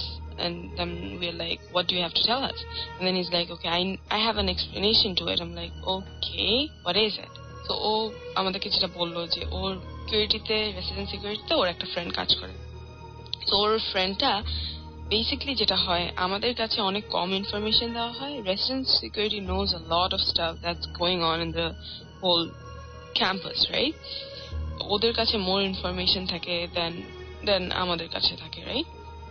Basically university এইসব information let out করে না, because এটা প্রাইভেসির question, এবং এগুলি যদি বলে তাহলে স্টুডেন্টরা আর ক্যাম্পাসের ভিতরে থাকবে না, because they are gonna get scared. এরকম অনেকে আছে যারা এইসব জিনিসে অনেক ভয় পায়। তো যেটা হলো আর কি, ও বললো যে এটা অনেক বছর আগের কথা। একটা মেয়ে ছিল, ও লাইক ওর লাইফে দিয়ে অনেক প্রবলেম যাচ্ছিল, ওর পড়াশোনা, ওর ইমোশনাল অনেক স্ট্রেস, অনেক কিছুর উপর দিয়ে যাচ্ছিল। So she was really frustrated, so she decides to take an easy way out. So what she does is like she committed suicide, and the way she commits suicide is like, আমাদের রুমের ভিতরে এরকম একটা রডের মতো আছে যেটার মধ্যে আমরা কার্টেন টানাই। সো ওই রডটা মধ্যে ও গলার মধ্যে কিছু একটা পেঁচিয়ে সে সুইসাইড অ্যাটেম্প করে। তো তখন ওর গলার মধ্যে কতগুলি বিটস থাকে এবং ওই মালাটা ছিঁড়ে পড়ে যায় ফ্লোরের মধ্যে পড়ে যায় আর কি। তো বেসিক্যালি আমরা যে বিটসের আওয়াজটা শুনি, যেখানে আওয়াজটা শোনার কথা না, সেগুলি because of that incident that happen, যেটা সে বলছে, মানে যে এক্সপ্লেনেশন সে দিচ্ছে।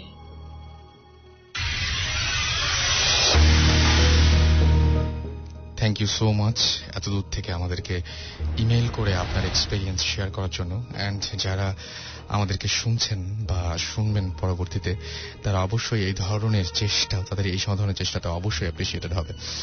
সো আমাদের সাথে আরো একজন গেস্ট আছেন, তার সাথে আমরা কথা বলবো। দুই ভাই এসছেন, কি নাম আপনাদের? আমি জাহিদ, সাউথ ইস্ট ইউনিভার্সিটিতে কম্পিউটার সায়েন্স ইঞ্জিনিয়ারিং পড়ছি। অ্যান্ড আপনি? আমি ক্লাস 9 এ পড়ি। আমি জনি, গ্রিনফিল্ড কলেজ, মিরপুর।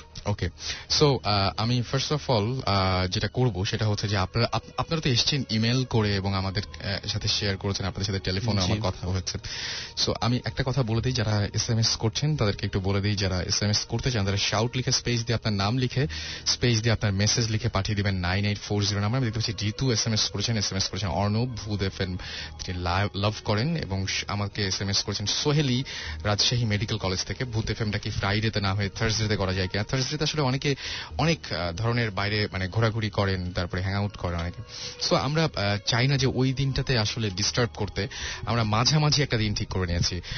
ভূত FM তন্নি ফার্মগেট থেকে আমাদের SMS করছেন, সনি গাজীপুর থেকে SMS করছেন, মামুন লিখেছেন যে তিনি এনজয় করছেন আজকের শো। হিমেল আমাদের SMS করেছেন আঁচল বরিশাল থেকে, SMS করেছেন মাহি। এছাড়াও আমাদের SMS করেছেন রবি, SMS করেছেন আবারও ইঞ্জিনিয়ার অনিক, আমাদেরকে সুপ্ত SMS করেছেন, আমাদেরকে SMS করেছেন সাথীমণি। এছাড়াও রুমি ঢাকা থেকে SMS করেছেন, এবং তিনি বলছেন যে তারও একটা স্টোরি আছে। স্টোরি থাকলে ভাই বলবো যে আপনারা অবশ্যই ভূত FM@radiofurti.fm আপনার যে এক্সপেরিয়েন্সটা আছে সেই এক্সপেরিয়েন্সটা লিখে পাঠিয়ে দিন আমাদের কাছে। অ্যান্ড আপনার স্টোরিটা যদি সেরকম ভাবে মানে আমরা সিলেক্ট করি, তাহলে ডেফিনেটলি আপনি যদি স্টুডিওতে আসতে চান তাহলে ডেফিনেটলি আপনাকে স্টুডিওতে আনানোর ব্যবস্থা করবো আমরা। অ্যান্ড সেই জন্য আপনাকে যেটা করতে হবে, অবশ্যই আপনার নাম, ঠিকানা এবং ফোন নাম্বার অবশ্যই আপনার ইমেইলে উল্লেখ করতে হবে। সেই সাথে জানিয়ে দিতে হবে আপনি স্টুডিওতে এসে আমাদের সাথে শেয়ার করতে, লাইভ আমাদের সাথে থাকতে আগ্রহী কিনা। তন্নি আমাদের SMS করেছেন অনেক ভীতু, ভয় কাটাতে FM ভূত শুনছি, কাঁথামুড়ি দিয়ে। ওকে, সো আরো SMS আসতেই আছে, আমরা SMS পড়বো ডেফিনেটলি আস্তে আস্তে। চলে যাই, একটা SMS পাঠিয়েছেন শিবু খুলনা থেকে, বলছেন ভাইয়া খুলনা ভয়ে কাঁপছে। ওকে, সো আমরা সেই জন্যই আমরা আপনাদের সাথে আছি এবং আমরা আনন্দে কাঁপছি যে আপনারা ভয়ে কাঁপছেন। ওকে, আপনার যে স্টোরিটা বা যে এক্সপেরিয়েন্সটা, যেটাই বলি না কেন, সেই এক্সপেরিয়েন্সটা কোন জায়গাটা নিয়ে? আসলে এখন আমাদের স্টিল নাও যে প্রবলেমটা হচ্ছে, তা সেটা বলার আগে আমি পাস্টে কিছু মানে 4-5 বছর আগে চলে যেতে চাই। মানে এটা বললে আসলে লিসেনার ভালো বুঝতে পারবে আসলে শুরুটা কোথায় ছিল। ওকে, তো তখন আমি ক্লাস 6-7 পড়ি। তো আমি আমার মানে বেশিরভাগ সময় হচ্ছে ভ্যাকেশনে গেলে আমি নানু বাড়িতে চলে যাই বেড়াতে। আমার পুরো ফ্যামিলি চলে যায়, মা, আমরা 3 ভাই। তো একদিন মাগরিবের আজানের ঠিক পরপর মুহূর্ত, আমি আমার নানুর বাড়ির যে বাড়িটা তার পিছন দিক দিয়ে একটা রাস্তা আছে, ছোট গলির মতো, তো এই রোডটা দিয়ে হাঁটতেছি। আমার সাথে মানে গ্রামেরই 3 জন ছিল আরো।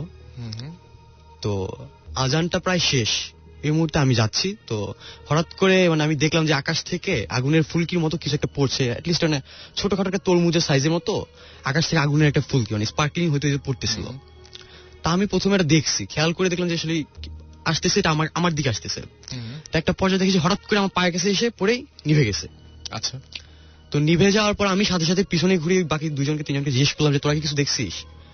তো ওরা বললো কি না তো কিছু না। তা আমি ভাবলাম যে আমি কি দেখলাম। তো পরে আমি চারদিকে খুঁজলাম যে আসলে কি পড়ছে ওখানে, ওইটা চারদিকে তাকালাম, পরে আর কিছু খুঁজে পেলাম না।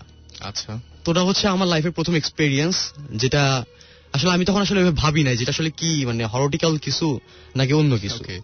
তখন এটা মাথায় কাজ করেনি সেটাই। আর অনেক ছোট ছিলাম তখন, আসলে ভাবতামও না। তো এখন আসলে যেটা মনে হয় যে আসলেই কিছু একটা ছিল ওটা। তো তারপরের 1 বছর অথবা 1.5 বছর পরে আমি আরেকটা ভ্যাকেশনে আমি আমার দাদুর বাড়িতে যাই। তো যাওয়ার পরে আমার একটা কাজিন মাসুম, আমার চেয়ে ছোট, আমাদের ইঞ্জিনিয়ার সাহেবের সমান, মানে একই নাম আর কি। তো ওই ভাই মানে ওই আমার ছোট কাজিনটার সাথে আমি আসলে যে আমাদের রিলিজিয়াস কিছু ফাংশন আছে, তোর মধ্যে ওরস নামে একটা ফাংশন আছে, সবাই হয়তো জানে।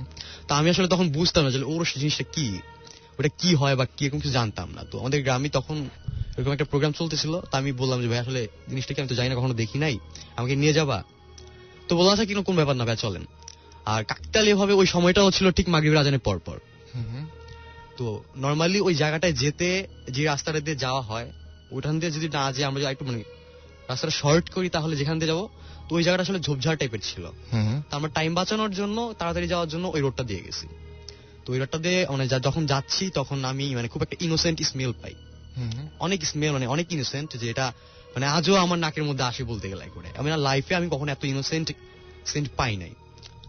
তো আমি তখন বলতেছিলাম যে ভাইয়া একটা গন্ধ পাইতেছি, এত সুন্দর গন্ধ এখানে এই ঝোপের মধ্যে কোত্থেকে আসতেছে।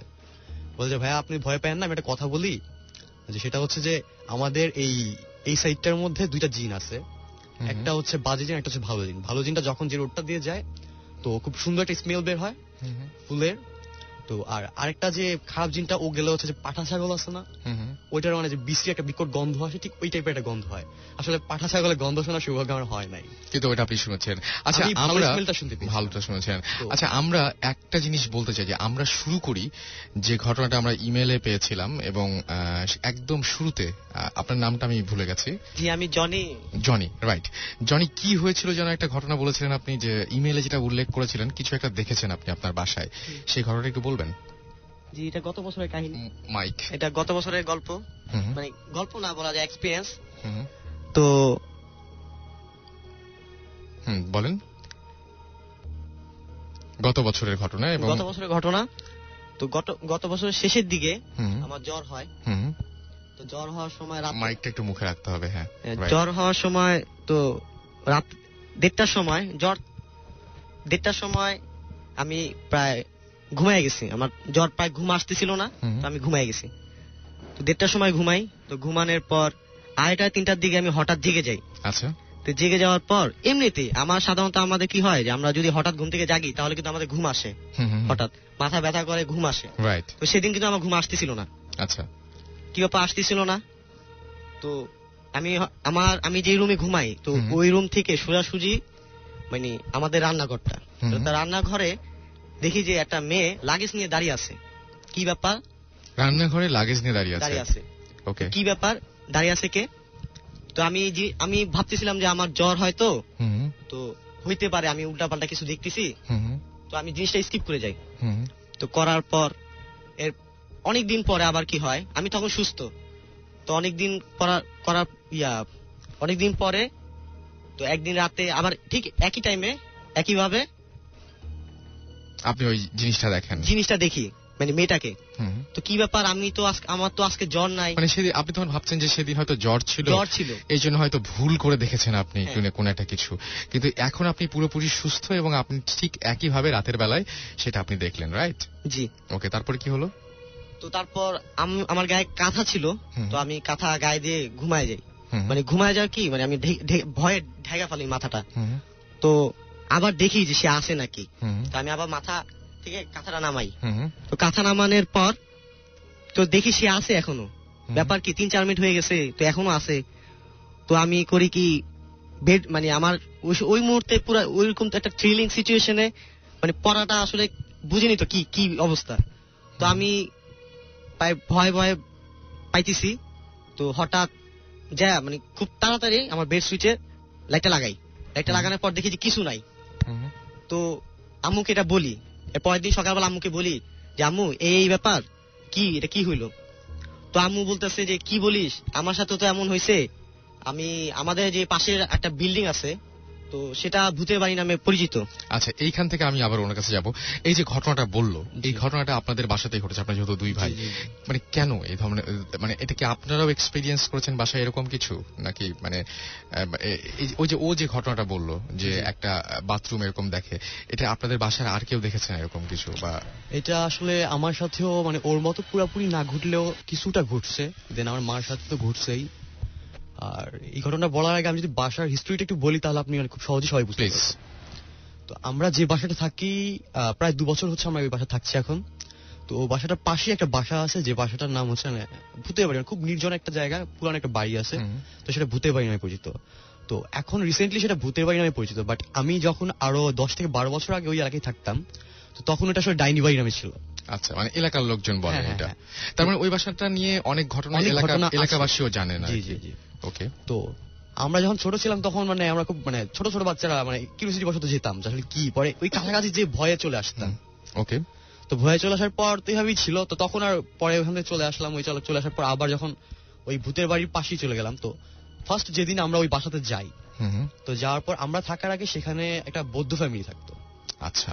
তো আমরা যাওয়ার পর দেখি যে ওরা সব চলে গেছে, ওদের সব মালপত্র নিয়ে যাওয়া হয়েছে, বাট আমার মা যে রুমে ঘুমায় আমার বেডরুমটায়, তো ওখানে দেখি যে মানে দরজার মধ্যে কিছু মানে তাবিজ টাইপের কিছু ঝোলানো, কিছু হাড় ঝোলানো।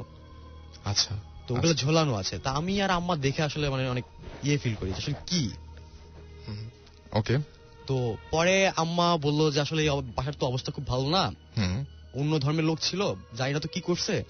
তো সোনার উপর মারা যেরকম বলেন সেরকম একটা কথা বলছেন। আচ্ছা।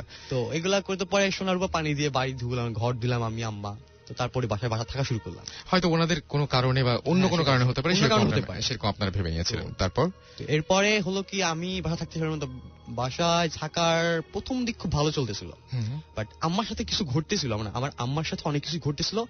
আম্মা আমাদের শেয়ার করে নাই, হচ্ছে আমরা যেন ভয় না পাই, যদি ভয় পাই সেই কারণে, তো আমার শেয়ার করে নাই। তো পরে 7 থেকে 8 মাস পর অথবা 9 মাসের দিকে আমার সাথে ছোটখাটো ঘটনা ঘটতে থাকে। আচ্ছা। একটা রাতের ঘটনা বলি। আমার ফ্রেন্ড আছে লামিশা, তো তার সাথে আমি রাতের বেলা এসএমএস দিচ্ছিলাম, আমাকে এসএমএস দিচ্ছিল, থ্রু এসএমএস চ্যাট হচ্ছিল। এই ঘটনাটা আমি বলবো যে খুব মনোযোগ দিয়ে শুনতে, কারণ আমার কাছে বেশ ইন্টারেস্টিং লেগেছিল। তার আগে ওই ঘটনাটা একটু শেষ করি। সেটা হচ্ছে ওই যে বাসায় যে বাথরুমে একজন মহিলাকে লাগেজ নিয়ে দাঁড়িয়ে থাকে, আসলে রান্নাঘরে, এই যে এই কারণটা কি? মানে আপনি তখন আমাকে বলছিলেন যে পাশের বাড়িতে, যেটাকে আপনার ভূতের বাড়ি বলেন বা ডাইনি বাড়ি যেটাই বলেন, সেখানে কিছু ঘটনা আছে, তো কেন এরকম দেখেছিল? এটা কোনো ব্যাখ্যা আপনাদের কাছে আছে? হ্যাঁ, এটা আসলে আমরা লোকমুখে যা শুনেছিলাম সেটা হচ্ছে এরকম যে 10 থেকে 12 বছর আগে মানে এই বাড়ির যে মালিক তারা এখানে থাকতেন এবং তারাও ওই একই প্রবলেমের কারণে চলে গেছে। তো আমরা আসলে কনফিউজড যে আসলে ঘটনাটা কি। সেটা হচ্ছে যে আমরা যা শুনছি যে এখানে কেউ কেউ বলে যে একটা মেয়ে সুইসাইড করছে, কেউ কেউ বলে একটা ছেলে সুইসাইড করছে। মানে এটা ঠিক কনফার্ম করে কেউ বলতে পারে না, আমাদের জানতে পারতেছি না। আসলে আমরা আজকে আসার আগেও আমি কনফার্ম হওয়ার জন্য অনেকের কাছে অনেক কিছু জিজ্ঞেস করছি আসলে ঘটনাটা কি ছিল ওখানে, বাট কারো কাছ থেকে মানে পুরোপুরি কিছু জানতে পারিনি। তো পরে আমরা মনে করি যে আসলে যেহেতু আমার মা আমার ভাই এক্স্যাক্টলি মেয়ে দেখতে পাইতেছে, ফিমেল টাইপের কাউকে দেখতে পাইতেছে, ওটা থেকে মনে করি যে আসলে এখানে ফিমেলই হচ্ছে সুইসাইড করছে, আমার ধারণা এটা একদম, যেহেতু সবাই দেখছেন সেইখান থেকে ধারণা। এইবার আপনার ঘরের ঘটনাটা চলে আসি। এসএমএস করছিলেন বন্ধুর সাথে, এটা শুনে। তো লামিশার সাথে আসলে এসএমএস করতেছিলাম, তখন রাত 2টা-2:30 বাজে। তো এসএমএস করতে করতে ওর নাম তো লামিশা দিয়ে সেভ করা আমার মোবাইলে। তো এসএমএস গুলো আসলে ডিসপ্লেতে তো ফার্স্টই আসবে ওয়ান নিউ মেসেজ লামিশা। তো ফার্স্টে একটা মেসেজ আসলো যে নাদিয়া আপ্পি নামে একটা মেসেজ আসলো। ওকে, বাট সেন্ড করছে লামিশা। হ্যাঁ, কারণ আপনারা চ্যাট করছে আমরা দুজন, তো সেন্ড করছে লামিশা, বাট ওর নামটা শো করতেছে হচ্ছে যে নাদিয়া আপ্পি। এই নাদিয়া আপ্পিটাকে, এই নাদিয়া আপ্পি নামে আমি কাউকে চিনি না আজ পর্যন্ত, আমার মোবাইলে নাদিয়া আপ্পি নামে কোনো নামও সেভ নাই। ওকে, আপনি এসএমএস পাওয়ার পর কি চেক করেছিলেন যে মোবাইলের নামে কোনো সেভ করা আছে কিনা বা এরকম কিছু? না, এখন পর্যন্ত নাই, তখনও ছিল না। ওকে, ফাইন। তো পরে একটা নাদিয়াপ্পি নামে চলে আসছে। আমি ভাবছি যে আমি হয়তো ভুল দেখছি অথবা সামথিং প্রবলেম। তো এটা আমি ফার্স্টে আমি লামিশাকে বলিনি যে এই প্রবলেম হয়েছে, বলি নাই। তো সেকেন্ড টাইম যে এসএমএসটা আসছে, মানে তার পরপর যে এসএমএসটা আসছে, সেম নাদিয়াপ্পি। আচ্ছা, এসএমএস এ কি বলে? মানে এসএমএস হচ্ছে যে আমি আমার ফ্রেন্ডকে যা বলতেছি, আমার ফ্রেন্ড যা অ্যান্সার দেওয়া দরকার তাই রিপ্লাই দিচ্ছে, কিন্তু নামটা শো হচ্ছে নাদিয়াপ্পি দিয়ে। ওকে, মানে আমাদের মধ্যে যা চ্যাট হচ্ছিল তাই হচ্ছে, বাট নামটা শো করছে নাদিয়াপ্পি। অলরাইট। সেকেন্ড টাইম যে এসএমএসটা শো সেটাও নাদিয়াপ্পি। তখন আমি একটু ভয় পেয়ে যাই, আসলে কি হচ্ছে। তখন আমি আমার ফ্রেন্ডকে বলি, লামিশাকে বলি। তো বলার পর থার্ড টাইম যে এসএমএসটা আসে সেটাও দেখি যে নাদিয়াপ্পি, পুরাই ভয় পেয়ে যায়। তো পরে লামিশাকে বলার পর লামিশা বলতেছে যে কি, কোথায় থাকো, এরকম হইতেছে কেন, অর্টিক্যাল প্রবলেম, কি সমস্যা কি। তো পরে এটা নিয়ে আর এত ভয় পাইনি, ভাবছি যে প্রবলেম সামথিং, কিন্তু মাথায় কাজ করতেছে যে প্রবলেম, কারণ ওই বাসায় থাকার আগে থেকেই জানি যে এটা ডাইনি বাড়ি। আমি থাকার আগে থেকে 10-12 বছর আগে থেকেই জানি যে এটা প্রবলেমটা। তো তারপর কিছুদিন পরে আবার আরেকটা ঘটনা, আমি আমার সেই লামিশার সাথে চ্যাট করতেছি এসএমএস এ। তো একটা পর্যায়ে ঠিক ওইরকম সময় আসলে মানে চ্যাট হয় অনেক রাত পর্যন্ত, সাথে আমার চ্যাট হয়। তো 2টা-2:30 এরকম তো চ্যাট হচ্ছে। তো একটা পর্যায়ে আমার পা গুলো ফার্স্ট দিক প্যারালাইজ টাইপের হয়ে যায়, মানে আমি নাড়তে পারতেছিলাম না আমার পাটা। তো তারপর আস্তে আস্তে মানে পুরো বডি প্যারালাইজ টাইপের হয়ে যায়। একটা পর্যায়ে আমার কাছে মনে হয় যে আমার বুকের উপর মনে হয় 10 মণ পাথর টাইপের কিছু একটা চাইবা বসছে। বাট আপনি জেগে আছেন? আমি জেগে আছি, স্টিল তার সাথে চ্যাট করতেছি। এবং এই ঘটনা কিন্তু আমি শুনেছি আমার খুবই কাছের কিছু কলিগদের কাছ থেকে, আমি শুনেছি যে এরকম জেগে থাকা অবস্থায় এরকম হয় এবং মনে হয় যে বুকের উপরে প্রচন্ড একটা ওজন। তারপরে কি হলো? তো এরকম যখন হচ্ছে তখন আমি আসলে দম নিতে খুবই কষ্ট হচ্ছিল, মনে হচ্ছিল যে আমার দম একেবারে বন্ধ হয়ে যাচ্ছে, আমার খুব কষ্ট হইতেছিল। তো পরে একটা পর্যায়ে আমি মানে মোবাইলটা রেখে দিই, ওটা আর এসএমএস দিতে পারি নাই। তো এসএমএস দিতে না পারার পর তো এরকম পরে আস্তে আস্তে গেলাম পুরো ফুল বডি, শুধু গলাটা ছাড়া সবকিছু প্যারালাইজড হয়ে গেছে। আর অনেক ওজন টাইপের কিছু একটা আমার বুকের মধ্যে চাইবে বসছে, অনেক কষ্ট হইতেছে, আমি দম নিতে পারতেছি না। তো না পারার পর আমি এরকম 3 থেকে 3.5 মিনিট 4 মিনিট এরকম স্থায়ী ছিল ব্যাপারটা। তো হঠাৎ করে মনে হলো যে কিছু একটা নাই, হালকা হয়ে গেছে, আমি হালকা হয়ে গেছি, একেবারেই হালকা হয়ে গেছি। তো তখন আসলে কি, অনেকটা মানুষের দম বন্ধ করে রাখলে পরে যেন দম ছাড়লে যেন হঠাৎ করে খুব জোরে জোরে শ্বাস নিঃশ্বাস নেওয়া যেরকম হয়, তা আমি অমনি নিতেছিলাম। তো নিতেছি, খুব জোরে জোরে দম নিতেছি। তো পরে আস্তে আস্তে কুল হলাম। কুল হওয়ার পরে আমি আমার ফ্রেন্ডে বললাম, লামিশাকে বললাম যে লামিশা এই অবস্থা। আর তখন তো প্রচুর পরিমাণে ভয় পাইতেছিলাম যে কি হইলো এটা। প্রচুর পরিমাণে ভয় পাওয়ার পর আমি লামিশাকে শেয়ার করলাম এগুলা। লামিশা আমাকে সাপোর্ট দিয়ে থাকলো।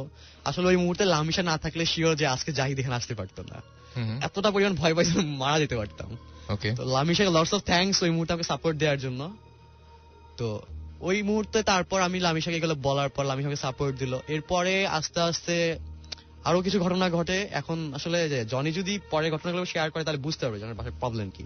আমি আসলে এখন জনিকে বলবো যে এরপরে সিকুয়াল টাইপের হয়ে গেছে তো ঘটনাগুলো, আমাদের সাথে একজনের পর একজনের সাথে হয়েছে, তো কারোর সাথে ঘটনাগুলো একসাথে ঘটে না। কিন্তু ওই যে মেয়ের ব্যাপারটা কিন্তু একদম কনফার্ম যে হ্যাঁ, এটা কনফার্ম, উনি দেখছেন, মানে উনি দেখছেন যে আপনি দেখছেন রান্নাঘরে একটা মেয়েকে লাগেজ সহ, আপনি দেখছেন যে এসএমএস আসছে একটা মেয়ের নামে নাদিয়া আপ্পি, এবং মানে এই আপনার মা যিনি আছেন আন্টি নিজেও কি দেখেছেন এরকম? মানে আন্টি ব্যাপারটা নিয়ে আমি একটা কথা বলবো, মানে আম্মুর ব্যাপারটা নিয়ে একটা কথা বলবো। সেটা হচ্ছে, তো আম্মু একদিন রান্নাঘরে সবজি কাটতেছে, তো সবজি কাটতেছে, তো হঠাৎ ওই দিন চুলা বন্ধ ছিল, মানে ওই সময়টা চুলা বন্ধ ছিল। তো হঠাৎ আম্মুর ওন্নায় আগুন লেগে যায়। কি ব্যাপার, আম্মু গরম গরম অনুভূতি করতেছে যে গরম কিছু একটা। তো হঠাৎ দেখে যে পিছনের দিকে কি ব্যাপার, ওনার মধ্যে আগুন লেগে গেছে, কি ব্যাপার। তো আম্মু দাঁড়িয়ে সাথে সাথে ওই পাশে যে বেসিংটা আছে, বেসিং এ উন্নাটা ভিজায় দেয়, যার কারণে আগুনটা নিভে যায়। তো এমন 2বার হয়েছে।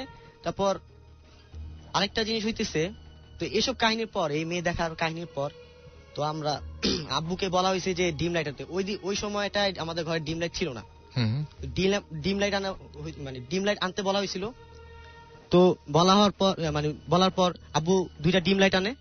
তো আনার পর আব্বুর ঘরে একটা আর আমার ঘরে একটা লাগানো হয়, ভাইয়ের ঘরে লাগানো হয় না।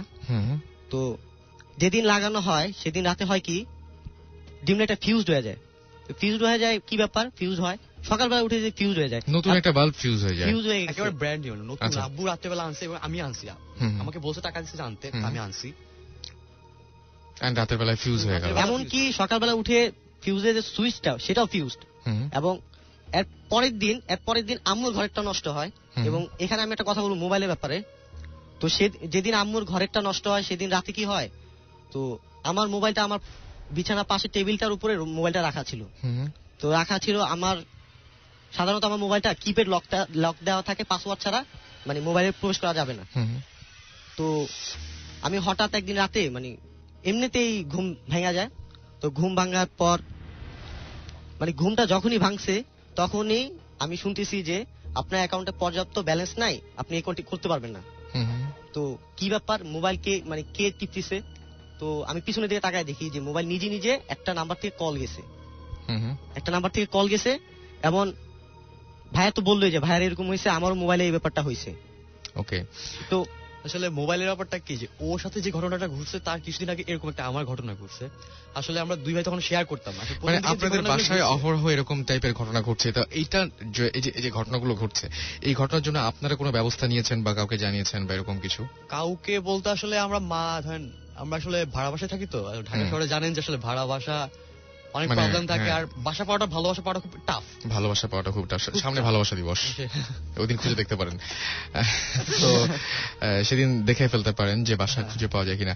তো আমার যেটা মনে হয় যে ঘটনাটা আসলে খুবই মানে আমার যেটা মনে হয় যে আসলে আরেকটা ঘটনা হয়েছে যে এটা শুনে খুবই অবাক হবেন যে আপনি যেদিন ফোন করেন আসল ভাই, আপনি দুপুরের দিকে ফোন দিছিলেন, দুপুরবেলা দুইটার আগে একটা ঘটনা হয়েছে। সেটা হইতেছে কি যে আমি ডাইনিং টেবিল থেকে মানে পানি খাওয়া জগ থেকে পানি খেতেছিলাম। তো জগটা আমি মনে আছে স্পষ্ট যে আমি জগটা মাঝখানে ডাইনিং টেবিলের মাঝখানে জগটা রেখে রাখছি। তো আমি যখন ঘুরে আমাদের মানে ডাইনিং টেবিলের মানে রুম থেকে টিভি দেখা যায়, তো আমি ঘুরে একটু টিভি দেখবো। তো ওই সময় হয় কি যে জগটা পরে আমার আঙ্গুল সেচে যায় এবং এই ব্যথাটা আমি এখনো বহন করতেছি। মানে আঙ্গুলটা আমার পুরো বাঁকা হয়ে গেছে, কিন্তু এটা কেউ দেখে বিশ্বাস করতেছে না যে মানে এটা জগ পরে বাঁকা, মানে আঙ্গুলের লোকটা পুরো বাঁকা হয়ে গেছে। রাইট। সেটাই আরেকটা ঘটনা ঘটছে আসলে যেটা বলতে যাচ্ছি যে এই ঘটনাটা আসলে আমার চোখের সামনে ঘটছে যে ঘটনাটা। তো সেটা হচ্ছে যে আপনি যখন ফোন দেন তার থেকে মানে 3-4 ঘন্টা মানে ওরকম সময় 12টার দিকে, আপনি দুপুরবেলা 8টার দিকে ফোন দিয়েছিলেন। তো তার কিছুক্ষণ আগে ঘটনা আসলে কি, ও হচ্ছে মানে ভাত খাইতেছিল আর টিভি দেখতেছিল। ভাত খাওয়া থেকে টিভি দেখে পানি খাবে জন্য টেবিলে উঠেছে, আমাদের ডাইনিং টেবিলের মাঝখানে পানি খাওয়ার পর জগটা রাখছে। আর আমি হচ্ছে যে আমি ভাত খাওয়া শেষ, টিভি দেখে আসতেছে, হাত ধুবো বেসিনে, আমি আসছি ওই রুমে। আমি ঢুকলাম আর যেটা দেখলাম মানে আনবিলিভেবল, যে একটা টেনিস বলকে জাস্ট একটা জায়গায় রাখলে মানে ছুঁড়ে রাখলে যেরকম বাউন্স করে চলে আসে, ঠিক ও জগটা রাখলো আর ও টার্ন নিল। আর আমি দেখলাম যে জগটা বাউন্সের মতো মানে টেনিস বলটা যে বাউন্স করবে, জগটা লাফ দিয়ে মানে ওই টেবিলের মাঝখান থেকে জাস্ট বাউন্স টাইপের হয়ে মানে ওর পায়ের মধ্যে পড়ছে আর ওর সাথে সাথে মাটিতে পড়ে গেছে। হ্যাঁ আমি দেখতে পাচ্ছি এখন ওই যে কালো হয়ে আছে, পুরো বাঁকা হয়ে গেছে। রাইট, আমি দেখতে পাচ্ছি। সো এরকম ঘটনা আছে আমি জানি, এন্ড সেই ঘটনাগুলো মানে উইয়ার্ড কিছু ঘটনা ঘটছে। এন্ড আমার যেটা মনে হয় যে আসলে যারা বোঝেন বা যারা জানেন তাদের সাথে আপনি পরামর্শ নিতে পারেন। আবার অনেকে বলেন যে পরামর্শ নেওয়াও ঠিক না, it's up to you. But আমার যেটা মনে হয় যে শেয়ার করতে পারেন অ্যাটলিস্ট কারোর সাথে। যে আসলে শেয়ার করতে গিয়ে যেটা হলো যে আসলে আমরা ফার্স্টের দিকে কেউ কারো কিছু বলতাম না। আম্মা তো বলতো না, হচ্ছে আমার মানে তার ছেলেরা ভয় পাবে, আমরা ভয় পাবো। আমাদের ছোট ভাই আছে, হ্যাঁ আমার একটা ছোট ভাই আছে, তো ভূত এফএম তো অনেক পছন্দ, ওর সাথেও কিছু বুঝতে পারছি। সো আমরা একটা ব্রেকে যাবো, and in the meantime আমাদের কোন এসএমএস লিখে ফেলুন SHOUT শাউট স্পেস আপনার নাম স্পেস আপনার মেসেজ পাঠিয়ে দিন 9840 নাম্বারে। আর যেটা করতে হবে সেটা হচ্ছে ইমেইল করতে পারেন আমাদেরকে bhutfm@radiofurti.fm এ, এবং অবশ্যই ইমেইলের সাথে আপনার নাম, ঠিকানা এবং ফোন নাম্বার জানাতে ভুলবেন না। আমাদের এসএমএস করেছেন ডিজে ডেভিল, রাইসুল, অর্ক, তাহমিদ, ইমতিয়াজ চিটাগং থেকে আমাদের এসএমএস করেছেন মুমু এবং মুমু আকরাম। তিনি লিখেছেন ভাই আমাদের ফ্রেন্ড আচ্ছা সুইটি ভূত এফএম শুনছে, ওর আজকে birthday, okay happy birthday to you. এবং আমি আশা করছি যে এরকম অনেক মজা আজকে আপনাদেরকে জন্মদিনে গিফট হিসেবে দেওয়ার কিছু নাই, বাট আরো কিছু স্টোরি আছে বা আরো কিছু এক্সপেরিয়েন্স আছে যেগুলো আপনাকে ইচ্ছা আপনাকে দিতে পারি, শোনাতে পারি, এবং আপনার আজকের এই জন্মদিনের মানে প্রথম যে মুহূর্তগুলো সেই মুহূর্তগুলো আরো বেশি সুন্দর করতে পারি ইনশাল্লাহ। টুকটুকি আমাদের এসএমএস করেছেন মাসুদ জাহিদ, এসএমএস করেছেন জিকো, এসএমএস করেছেন ঈশান, এসএমএস করেছেন মামুন চট্টগ্রাম ইউনিভার্সিটি থেকে, সৌরভ রয়, রাতুল, জনি, এবং এসএমএস করেছেন তারেক সহ আরো অনেকে। স্টেট ইনটু রেডিও ফুর্তি, কোথাও যাবেন না, ফিরে আসছি একটু পরেই, এন্ড আমাদের সাথে থাকুন। Don't stop the Fruity. Don't stop the Fruity. Radio Furti 88.0 FM.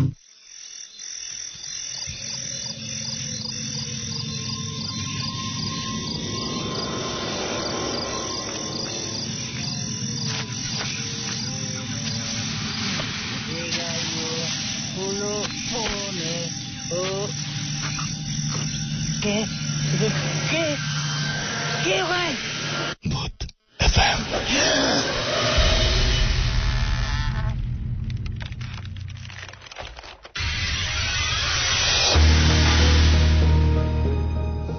Right, শুনছেন সবসময় রেডিও ফুর্তির সাথে আছি রাসেল, এবং আমার সঙ্গে আমার সাথে আছেন আমাদের সাউন্ড ইঞ্জিনিয়ার মাসুম এবং আমাদের আজকের গেস্টরা।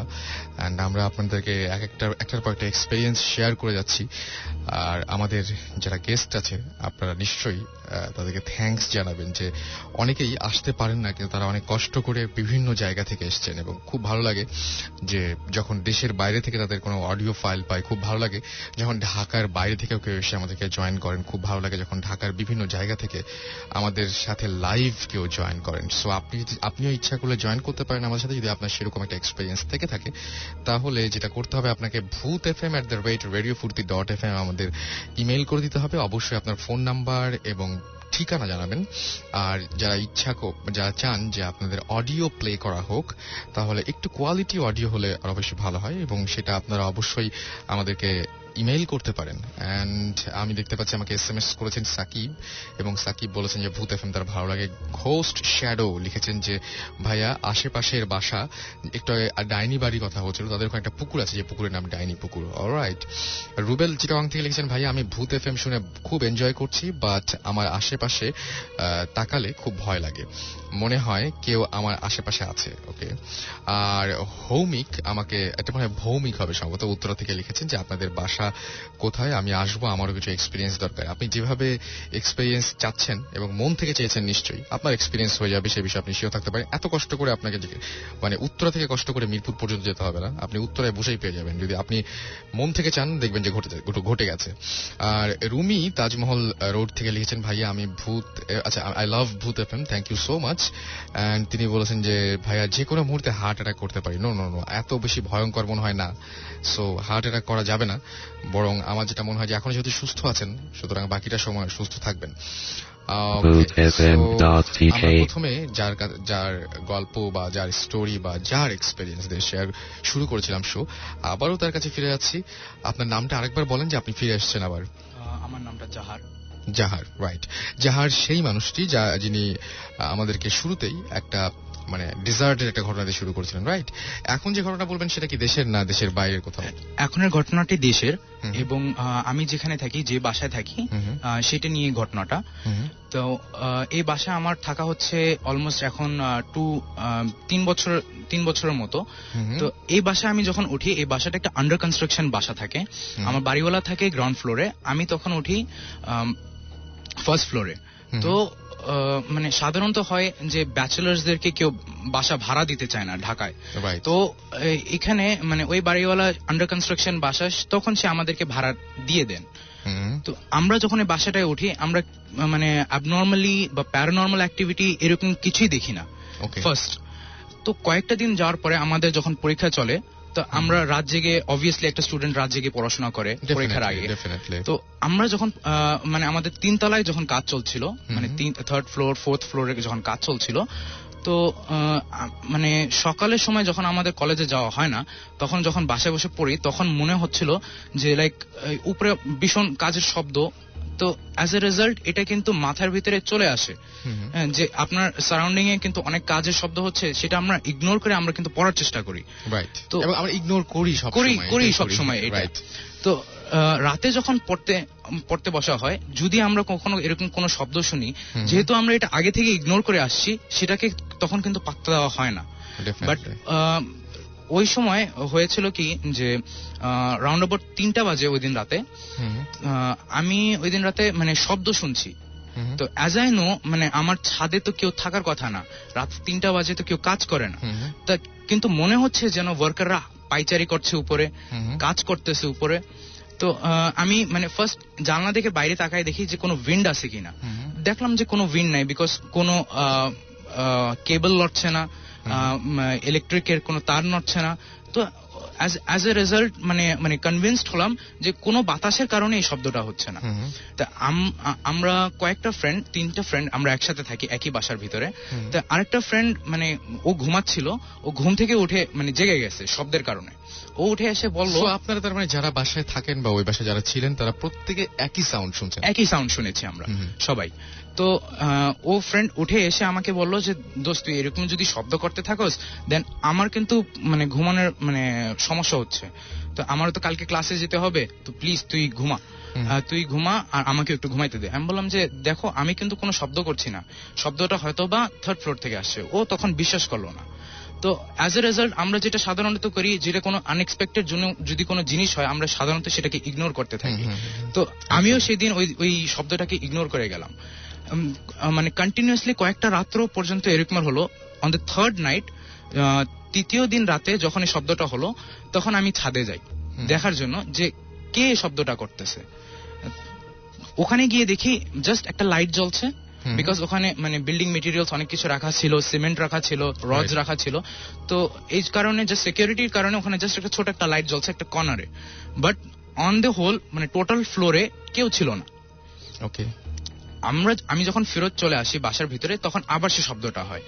আর ওই দিন রাতে আবার আমার ফ্রেন্ডটা উঠে এসে বলে যে দোস্ত আজকে কিন্তু অনেক শব্দ হচ্ছে, প্লিজ উপরে একটু গিয়ে দেখবি।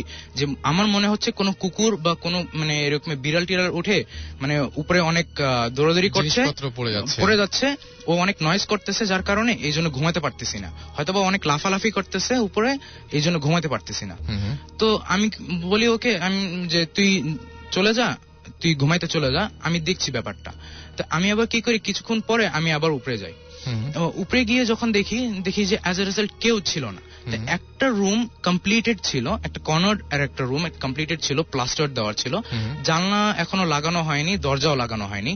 ওই রুমের ভিতরে ঢুকে দেখি যে লাইক মানে হঠাৎ মনে হচ্ছে যে কর্নার থেকে কেউ মানে আপনার দিকে স্টেয়ার করে তাকায় আছে, মানে অনেক গভীর ভাবে তাকায় আছে। তো আমি কর্নারের দিকে দেখি, তো মনে হচ্ছে যে ওখানে কিছু ছিল, একটা স্লিম একটা মানে বলবো যে হাওয়ার ভিতরে কিছু ছিল, যেটা ট্রান্সপারেন্ট কিছু এরকম মনে হচ্ছে। ট্রান্সপারেন্ট বলবো না, বলবো যে স্মোকি কিছু মানে ধোঁয়ালো কিছু এরকম কিছু ছিল ওখানে।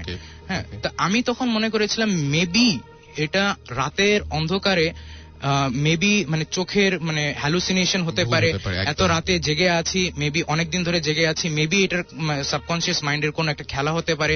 আমি চিন্তা করছিলাম ভূত দেখছি, তাই এখন মনে হয় আমার চোখের সামনে ডক্টর তো মানে নিজেকে নিজে সান্ত্বনা দিচ্ছি যে অ্যাজ এ রেজাল্ট ওখানে কিছুই ছিল না।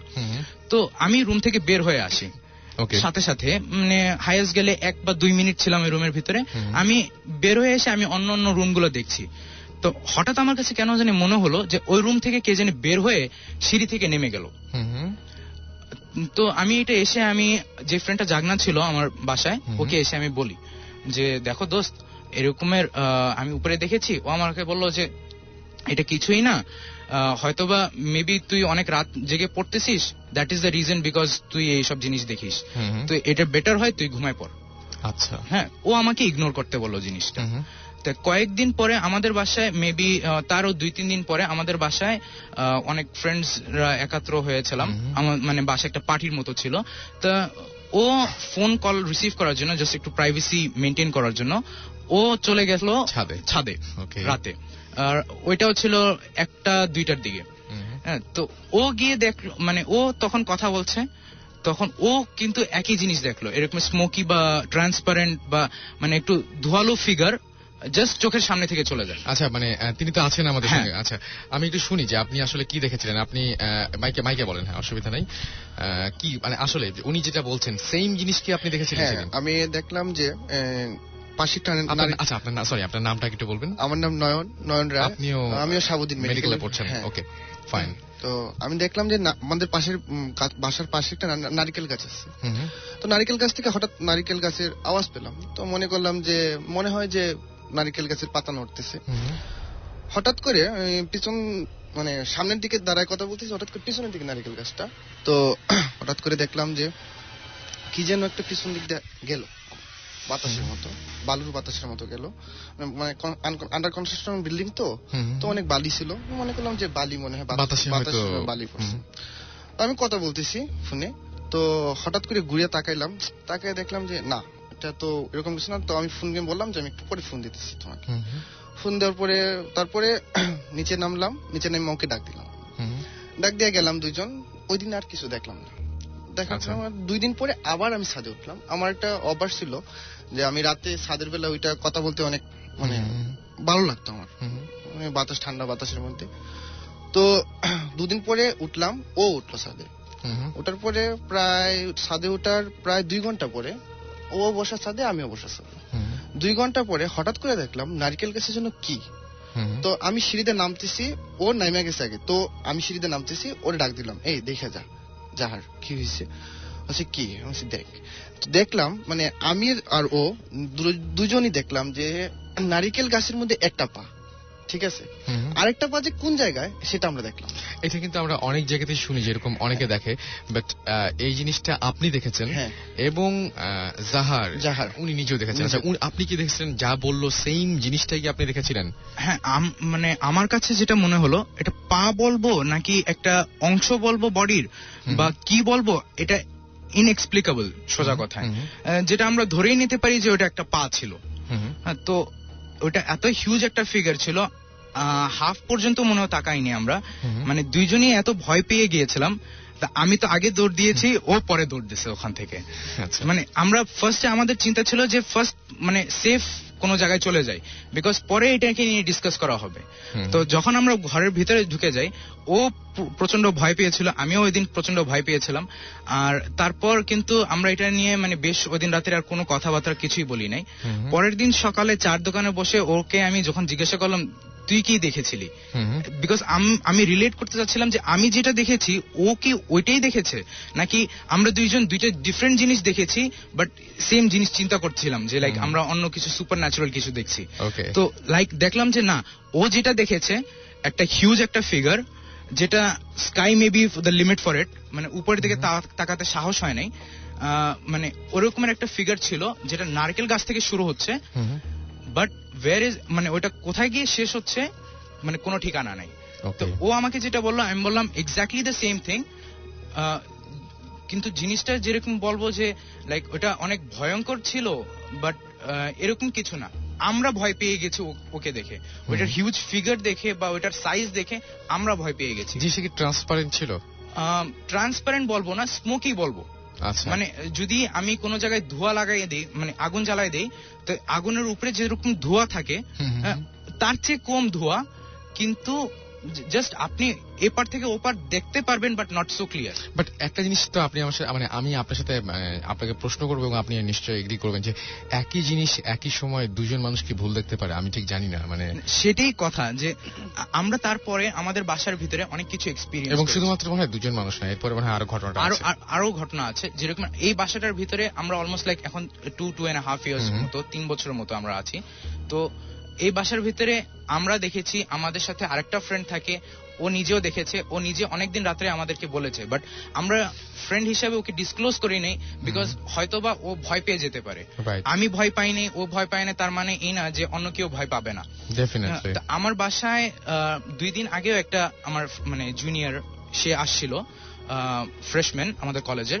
সে এসে সে মানে ওই দিন রাত্রে ছিল জাস্ট পড়াশোনার ব্যাপার নিয়ে। তো ও মানে মাঝরাতে ডেকে উঠালো যে ভাইয়া ওঠেন, মানে আমি কান্নার শব্দ পাচ্ছি। আচ্ছা, আমি কোন জায়গা থেকে কান্নার শব্দ পাচ্ছি। আমি মানে ওকে বললাম দেখো কান্নার শব্দ না, হয়তোবা রাস্তার পাশে কোনো কুকুর চিল্লাচ্ছে বা কোনো দূরে কোনো জায়গায় কোনো কুকুর চিল্লাচ্ছে, ওইটা মনে হয় তুমি কান্নার শব্দ পাচ্ছ। তখন কি আপনিও পাচ্ছিলেন? হ্যাঁ, আমিও কিন্তু শব্দ পাচ্ছি, বাট ও যেহেতু জুনিয়র আমার, প্লাস আমার ফার্স্ট টাইম ও আমার বাসায় এসে থাকছে রাত্রে, অ্যাজ এ রেজাল্ট আমি কিন্তু চাই না যে ওই ছেলেটা ভয় পেয়ে যাক। আমি এক্সপিরিয়েন্স করেছি আমার বাসার ভিতরে অনেক কিছু। রিসেন্টলি আমার মেড, তাকেও মানে পজেস করা হয়েছে, বিকজ সে একদিন সন্ধ্যায় মাছ ভাজতেছিল, ওইদিন পূর্ণিমার রাত ছিল। তো আমরা সবাই পড়ছি বাসার ভিতরে, আমরা সবাই শুনি যে হাসছে না কাঁদছে, মানে আমরা কিছুই বুঝতে পারছি না, বাট আস্তে আস্তে শুরু হয় এবং একটা মানে একটা ভোকাল লাউড যখন হয়ে যায় তখন গিয়ে থেমে যায়। এই ঘটনা যখন চলে তখন আমার ফ্রেন্ড যে আসছে সাথে নয়ন, ও রুম থেকে বের হয়ে আসে, আমিও বের হয়ে আসি। ও আমাকে জিজ্ঞেস করে, দোস্ত টিভি কেউ ছেড়েছিল? আমি বললাম, না দোস্ত, আমি তো টিভি দেখছি না, আমি তো রুমের ভিতরে ছিলাম। ও বললো যে হয়তোবা, আমি ওকে কনভিন্স করলাম হয়তোবা মেবি রোড থেকে কেউ মানে এরকম শব্দ করছে, তাই আমরা এই 3rd ফ্লোরে আমরা এই শব্দটা পাচ্ছি। তো আরেকটা জিনিস বলে নি, আমরা যেখানে 1st ফ্লোরে ছিলাম সেখান থেকে আমরা আবার শিফট করে আমরা কিন্তু আরেক তলা উপরে চলে গেছি, আমরা 2nd ফ্লোরে চলে গেছি। তো আমি মানে চিন্তা করেছিলাম মেবি আন্ডার কনস্ট্রাকশন হাউসে আছি, মানে এই ফ্লোরে মেবি কোনো সমস্যা আছে, তাই আমরা দেখছি, তাই আমরা আবার উপরের ফ্লোরে চলে যাই। রাইট।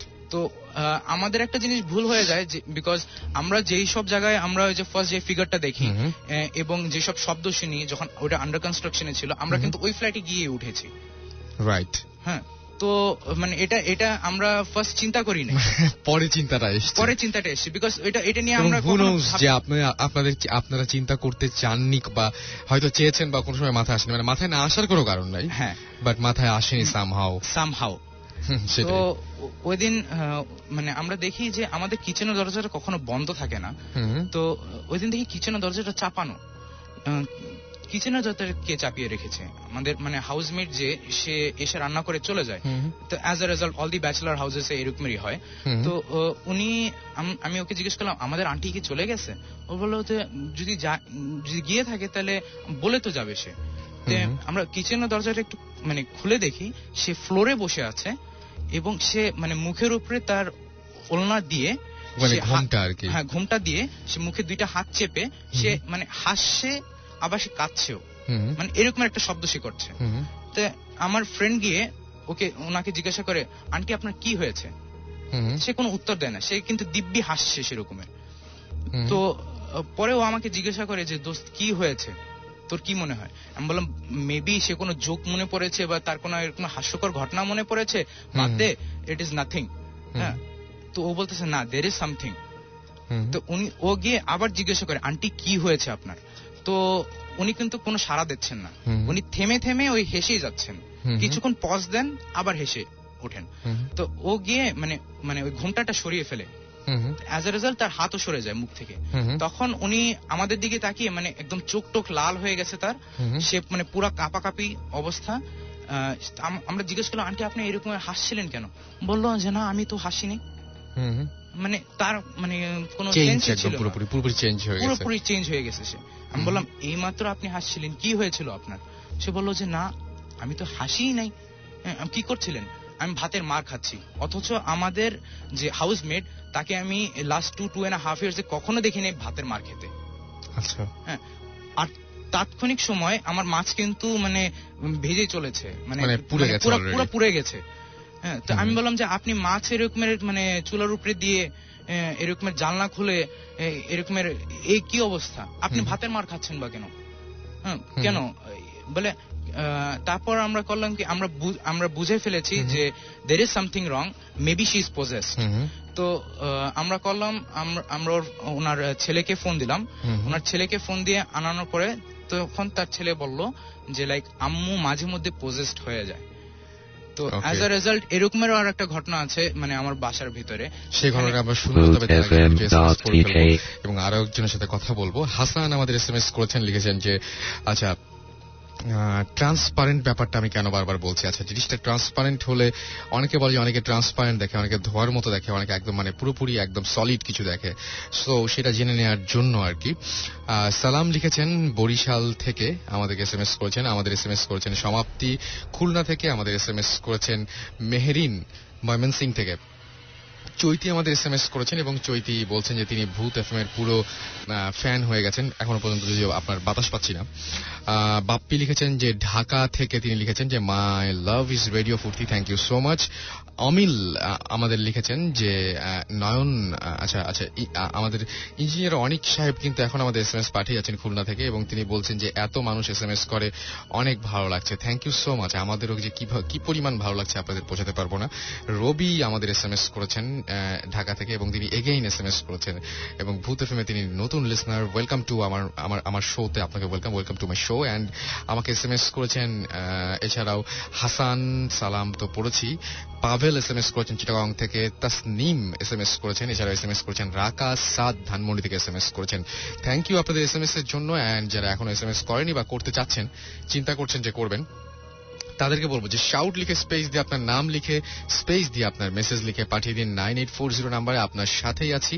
অ্যান্ড আমাদের আরো একজন নতুন গেস্ট আছে, সেই গেস্টের সাথে একটু পরিচিত হই আমরা। হ্যাঁ, কি নাম আপনার? হ্যালো, আসসালামু আলাইকুম। আমি তমাল বলছি, তমাল স্ট্যানফোর্ড ইউনিভার্সিটি থেকে আমি এলএলবি করছি ফার্স্ট ইয়ার। তমালের ঘটনাটা কোথায় ঘটেছিল? আমার ঘটনাটা এটা আপনার 2003 ঘটনা। আমি আমার ফ্রেন্ড ওখানে, আমি বলছি আপনাকে কল করে বলা হয়েছিল যে আমরা দুজন একসাথে ছিলাম। রাইট। তো ইট ওয়াজ, তখন আমি ক্লাস 6 এ পড়ি। আমরা সবাই, আমরা অনেক ছোটকাল থেকে ফ্রেন্ড, বেস্ট ফ্রেন্ড আমরা। তো মাঠে খেলাধুলা করছিলাম, ক্রিকেট খেলছিলাম আফটার স্কুল শেষ করার পরে। আমার মর্নিং শিফটে পড়তাম, 12টার মধ্যে আমার ক্লাস শেষ হয়ে যেত। ওকে। তো মাঠে খেলার সময় এক পর্যায়ে মানে খুব পানি তৃষ্ণা পায়। আমরা ছোট ছোট মামের বোতল নিয়ে গেছিলাম, বাট ওগুলো খালি হয়ে গেছিল। মাঠের পাশে একটা টিউবওয়েল ছিল, কিন্তু ওটাও মানে তখন কাজ করতেছিল না। তো আমরা পাশে একটা বাড়িতে যাই, ওখানে যে আমরা একটু পানি চাওয়ার জন্য চেষ্টা করি। তো ওখানে কাউকে আশেপাশে না পেয়ে আমি বলি যে আন্টি একটু পানি দিবেন।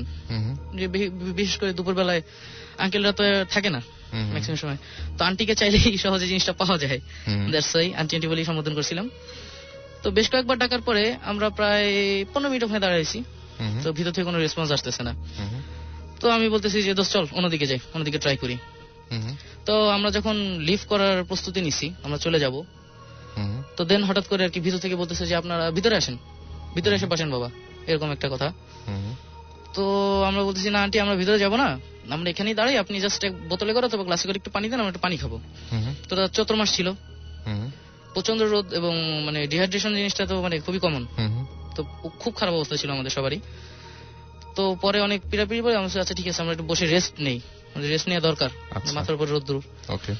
তো আমরা ঘরে ঢুকি। ঘরটা ঢোকার পরে আমরা যেটা ফিল করি সেটা হচ্ছে যে ঘরে কোনো আসবাবপত্র নেই ফার্স্ট অফ অল। তো ওই মুহূর্তে এই জিনিসটা আমার মাথায় সেরকম ভাবে আসে নাই যে আসলে ঘরে কেন আসবাবপত্র নাই।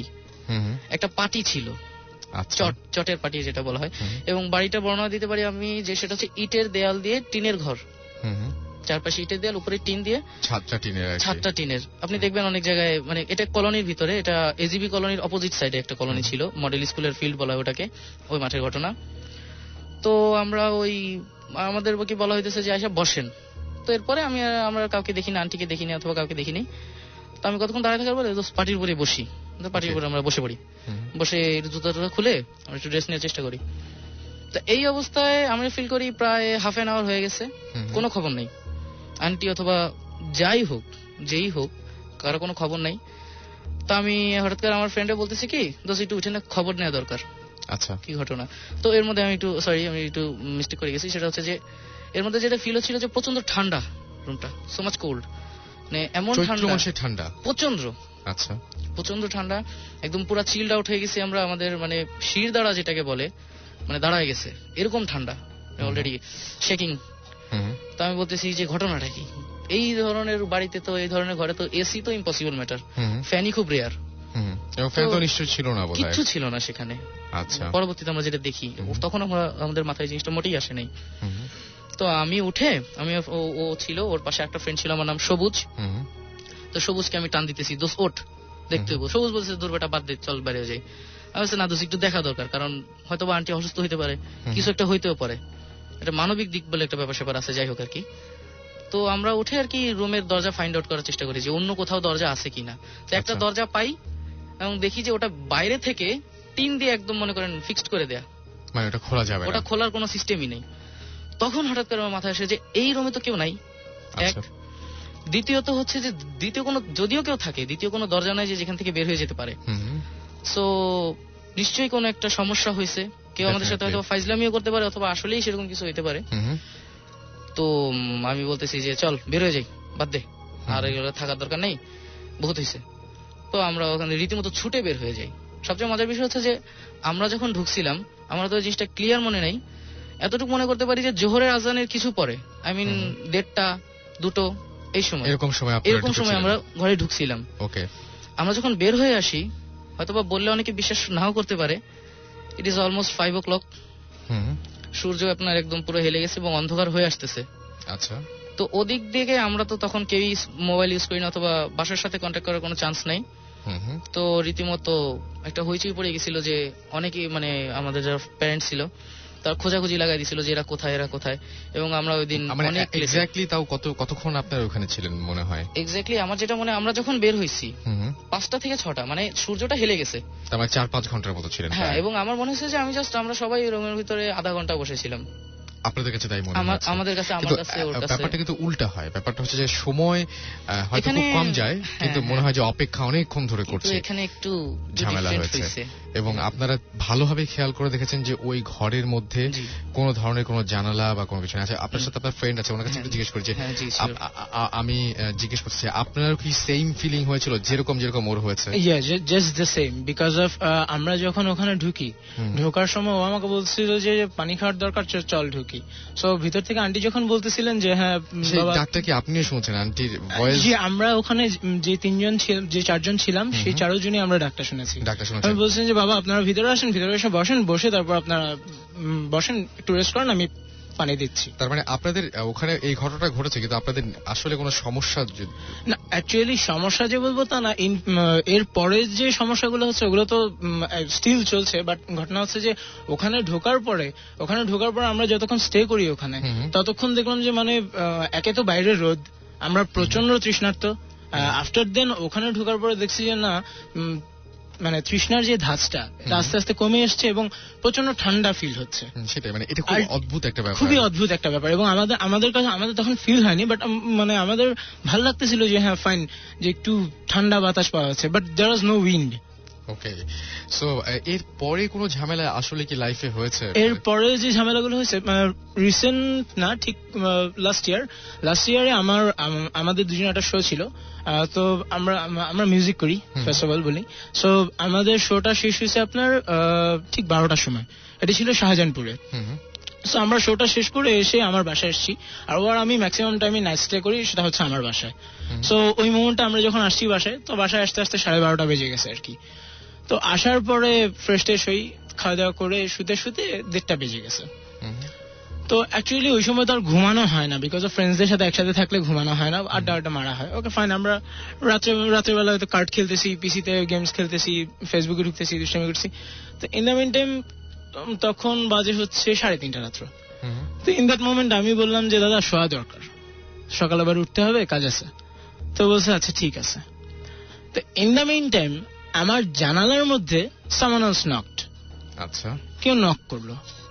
ফার্স্ট টাইম আমি বললাম যে কিরে, জানালার মধ্যে কে নক করলো, চোট্টন নাকি এবার? তো ওই মুহূর্তে না আমিও একটু ভয় পেয়ে গেলাম যে কি ব্যাপার, এত রাত্রে জানালার মধ্যে নক। ও বলছে যে দেখবো। আমি আচ্ছা ঠিক আছে দেখ, সমস্যা নেই। ও জাস্ট জানালার পর্দাটা সরালো। I don't know what was that, just একটা হাত নেমে গেল, ইট ওয়াজ জাস্ট শেকিং, নেমে গেল এটা, ওয়েভিং। ইন দ্যাট মোমেন্ট আমি ওকে টেনে ধরলাম ওভাবে, আর সে জাস্ট জানালার গিলটা ধরে দাঁড়ায় আছে। আচ্ছা মামা সরে আয়, আর দেখার দরকার নেই, সরে আয়। এবং হাতটা কি আপনার কি অস্বাভাবিক কোনো হাত ছিল মনে হয়েছে, নাকি মানুষেরই হাত ছিল? মানুষেরই হাত ছিল, বাট এটা যে ইট ওয়াজ জাস্ট আ হ্যান্ড, আর কিছু ছিল না। আচ্ছা, মানে আগে পিছিয়ে কিছু ছিল? আগে পিছিয়ে কিছু ছিল না, জাস্ট একটা, মানে ওটা যদি মানুষ হতো বা মুখ টুক মানে অ্যাটলিস্ট থাকতো, বা একজন মানুষের কি বসে ওখানে হাইট পাওয়া সম্ভব? নো, অনেক ডিস্টেন্স, হাইট পাওয়া সম্ভব না। সানসেট থেকে উইন্ডো পর্যন্ত অনেক ডিস্টেন্স, ওখানে আপনার হাইটটা পাওয়া সম্ভব না। সো তার মানে কেউ যে নিচে বসে থাকবে সেভাবে সম্ভব না। শুধুমাত্র হাত দেখলেন যে ওয়েভ করছে, একটা হাত একটা ওয়েভ করছে। ওকে, সো অনেক ভয়ঙ্কর ব্যাপারটা, সো মাচ স্ক্যারি। আমরা সাধারণত মানে ওই মুহূর্তের পরে তো রাত্রে তো ঘুমানো তো দূর, মানে আমরা যে কি করব, রুম থেকে বের হবো না কি করব, মানে আমরা ইনডিসিশনে ভুগতেছিলাম যে অ্যাকচুয়ালি এই মুহূর্তে কি করা উচিত।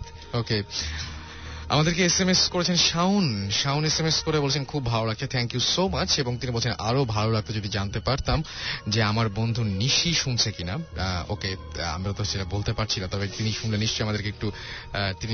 নিশ্চয়ই আমাদেরকে একটু মানে আওয়াজ দিবেন আশা করব। আর জয় আমাদের লিখেছেন যে ভূত এফএম খুব এনজয় করছেন, thank you so much. Fahim আমাকে লিখেছেন যে ভাইয়া আমি তোমার নতুন ফ্রেন্ড আমাদের সাথে জয়েন করেছেন, welcome to my show Fahim. এবং ববি লিখেছেন this is the first time I am sending SMS to Bhoot FM, but প্রথম এসএমএসটি পড়ে ফেলেছি, কংগ্রাচুলেশনস। এন্ড যারা এসএমএস এখনো পাঠাতে যাচ্ছেন তাদেরকে বলবো যে ভূত এফএম @radiofurti.fm এটাতে আপনারা ইমেল করবেন, এবং ইমেলের সাথে অবশ্যই আপনারা নাম, ঠিকানা এবং হচ্ছে ফোন নাম্বার, এবং সাথে আপনাদের স্টুডিওতে আসতে চান কিনা সেটা অবশ্যই উল্লেখ করবেন, বড় ইমেল এবং পুরো ঘটনা যারা বলতে চান। আর যারা ছোট এসএমএস করতে চান, এসএমএস করে আমাদের সাথে আছেন জানাতে চান এবং ছোট ছোট এক্সপিরিয়েন্স যারা শেয়ার করতে চান, তারা অবশ্যই শাউট লিখে স্পেস দিয়ে আপনার নাম লিখে স্পেস দিয়ে আপনার মেসেজ লিখে পাঠিয়ে দিবেন 9840 নম্বরে। অবশ্যই লিখতে ভুলবেন না, স্পেলিংটা হচ্ছে SHOUT, শাউট লিখে স্পেস দিয়ে নাম লিখে স্পেস দিয়ে আপনার মেসেজ লিখে পাঠিয়ে দিবেন 9840 নম্বরে। হিমেল আমাদের এসএমএস করেছেন, এছাড়াও এসএমএস করেছেন সাইফুল আলমগীর, অর্ক, জিনান এসএমএস করেছেন আমাদেরকে, ববি, মারুফা এসএমএস করেছেন, সজীব, চন্দন, জুয়েল সহ আরো অনেকে, আসলে শেষ করা যাবে না বলে এত কিছু। বরং আমাদের আরো একজন গেস্ট আছেন, তার সাথে একটু কথা বলি। তিনি প্রথমে আমাদের সাথে জয়েন করেছিলেন। আচ্ছা, আপনার মনে হয় আর একটা এক্সপেরিয়েন্স আছে, রাইট? জি, আমি শারিয়ার। তো যেটা হচ্ছে আমি এই ঘটনাটা বললাম, ওখান থেকেই আমার প্রবলেম শুরু হয়। তারপর যখন আমি আসার পর আমার প্রবলেম শুরু হতে থাকে। দেখা যাচ্ছে যে রাতে নামাজ পড়ার পর যখন আমি নামাজ পড়তে থাকি, আমার রুমে একটা মিরর আছে। তো দেখা যাচ্ছে এই মিররটা বাড়ি খাচ্ছে ওয়ালের সাথে, বাট আমি প্রথমে 2-1 দিন খেয়াল করিনি যে জিনিস হয়তো বা বাতাসে বাড়ি খাচ্ছে কিংবা সামথিং। তো একদিন আমি ফ্যান অফ করে, জিনিসটা আমার কাছে এমন উইয়ার্ড লাগছিল যে বাড়ি কেন খাবে, অন্য সময় বাড়ি খাচ্ছে না, বা যখন আমি নামাজ পড়ছি তখনই বাড়ি খাচ্ছে। তো আমি একদিন ফ্যান অফ করে জাস্ট দরজাটা চেক করলাম যে কোনো বাতাস আসছে কিনা কোথাও থেকে। তো আমি দেখলাম যে না, নামাজ পড়ার মধ্যে খেয়াল করলাম যে হ্যাঁ বাড়ি খাচ্ছে।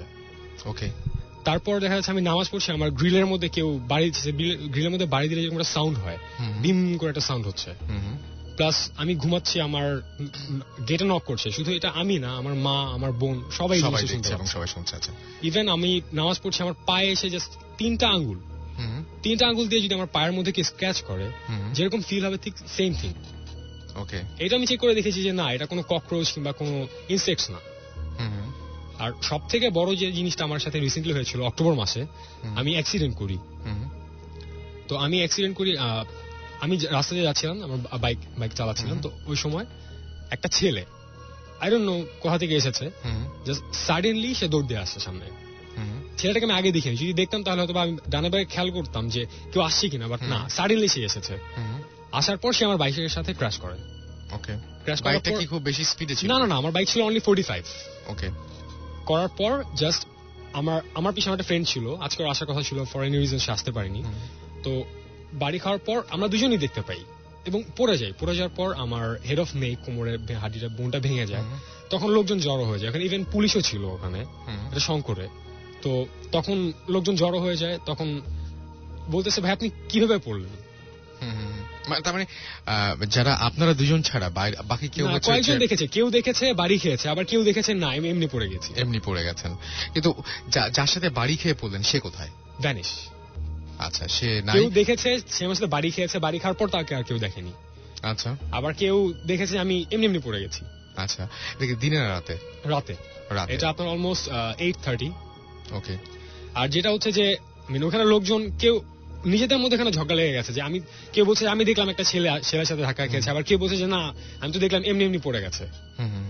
তো এরকম ঘটনা তারপর আপনি এবং আপনার ফ্রেন্ড দুজনে আপনারা দেখেছেন যে এরকম সামনে কেউ এসে হঠাৎ করে হাজির হয়ে গেছে।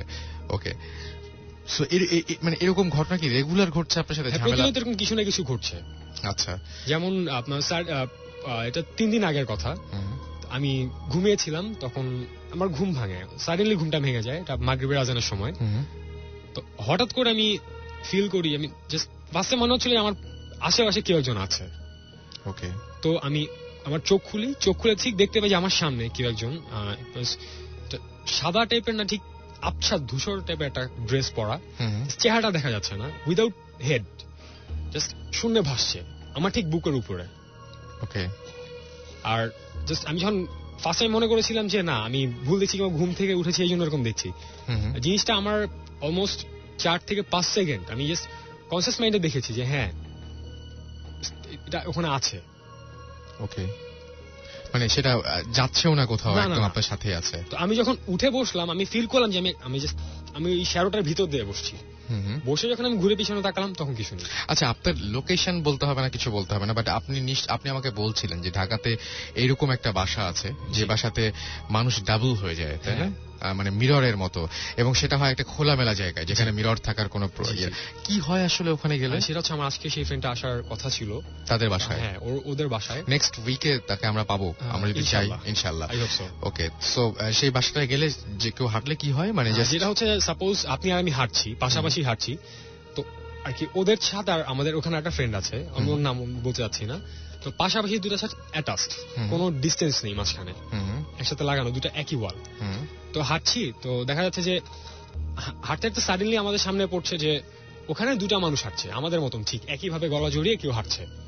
তো হঠাৎ করে লাইক মিরর, একদম পুরোপুরি মিররের মতো। হ্যাঁ, ফার্স্টে মনে হয় শ্যাডো যে কেউ হাঁটছে। তো আমরা যখন যে দেখি, তো দেখার পর দেখা যায় যে শ্যাডোটা আমাদের থেকে একটু দূরে চলে গেল, দূরে যে আমাদের দিকে ঘুরে দাঁড়াচ্ছে। যখন ঘুরে দাঁড়ায় তখন দেখা যাচ্ছে যে আমরা যে আমাদের সেটা একা থাকুক কিংবা দুজন থাকুক, সেটা নিজেকে দেখতে পায়। ওকে, এটা খুবই, মানে এটা খুবই উইয়ার্ড একটা ব্যাপার যদি এরকম ঘটনা সত্যি ঘটে থাকে। আর যেটা হচ্ছে যে ওদের বাসায় আরো কিছু জিনিস ঘটে, যেমন হচ্ছে যে কেউ শুয়ে আছে রুমে একা, কেউ ব্ল্যাঙ্কেট টান দিয়ে ফেলে দিচ্ছে। ওকে, টিভি দেখছে, চ্যানেল চেঞ্জ হয়ে যাচ্ছে। সো আমরা তাকে চাই, আমরা নিশ্চয়ই আপনাদের আমরা চাইবো যে যারা এখন পর্যন্ত আমাদেরকে শুনছেন তাদেরকে নেক্সট উইকে আমরা সেই মানুষটি যার কথা আমরা তখন ধরে বলছিলাম তাকে হাজির করতে আমরা চাইবো। আর আমাদের সাথে আবারও আমরা একটু জাহারের কাছে যাই। জাহার, আপনার তো মোটামুটি শেষ হয়ে গেছে সবকিছুই, বাট আপনারা দুজন মিলে এখানে এসছেন অনেক কষ্ট করে। আগে আমি বলি যে আপনাকে অনেক ধন্যবাদ, আপনাদের সবাইকে ইনফ্যাক্ট ধন্যবাদ হচ্ছে, কারণ অনেক কষ্ট করে অনেক দূর থেকে আপনারা এসছেন। অ্যান্ড মানে কেমন লাগলো আজকে আপনাদের সবার? এইটাই, মানে কোনো সময় আমরা জিজ্ঞেস করি না, বাট আজকে জিজ্ঞেস করতে চাচ্ছি কেমন লাগলো আপনাদের, কথা বলে কেমন লাগছে?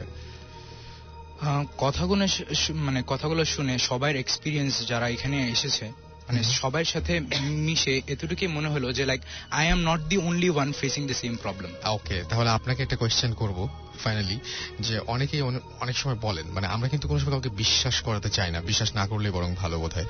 তো অনেকে বলেন যে এক্সপেরিয়েন্স, এই যে এক্সপেরিয়েন্স গুলো করেছেন, আমি দেখছিলাম যে মানে একদম আপনারা নিজেদের মধ্যে কথা বলছিলেন। আমি যখন স্টুডিওর বাইরে যখন আমি হাঁটছিলাম, যখন আপনারা এসেছেন, কে যেন বলছিল বা কেউ একজন বলছিল যে এমন কিছু ঘটনা আছে যে মানুষকে বললে মানুষ বিশ্বাস করে না। আচ্ছা আচ্ছা, আপনি বলছিলেন। আমি বলছিলাম যেটা হচ্ছে যে আসলে জিনিসটা কি, যে সাপোজ যে আমার সাথে যে ঘটনাটা ঘটেছে, এটা যদি আমি অন্য কাউকে বলি, সে সেটা বিশ্বাস করবে না, কারণ সেটা আমার সাথেই ঘটেছে। আমি তাকে সেটা দেখাতেও পারবো না, সেটা কোনো পিকচারও নেই, সেটা কোনো এভিডেন্স নেই যে আমি তাকে প্রুফ করবো। এই জিনিসটা আমাদের যাদের সাথেই ঘটে একমাত্র তারাই আমরা শুধু ফিল করতে পারি, আমরা শুধু বুঝতে পারি যে হ্যাঁ জিনিসটা রিয়েল। যার সাথে হবে না সে কোনোদিনই বিশ্বাস করতে পারবে না। দ্যাটস ওয়াই অনেকে আমাদের SMS করে জানান আবার যে গল্পগুলো কি বানানো, প্রশ্ন করেন, কিন্তু ব্যাপারটা হচ্ছে এটা গল্প না, এক্সপিরিয়েন্স, এবং যারা বলেন তার সাথে ঘটে বলেই, মানে কিভাবে ঘটছে সেটা ব্যাপার না, কিন্তু ঘটনাগুলো কিন্তু ঘটে। সো একটা জিনিস আমি আপনাকে বলবো যে একটা ঘটনা বলবো যে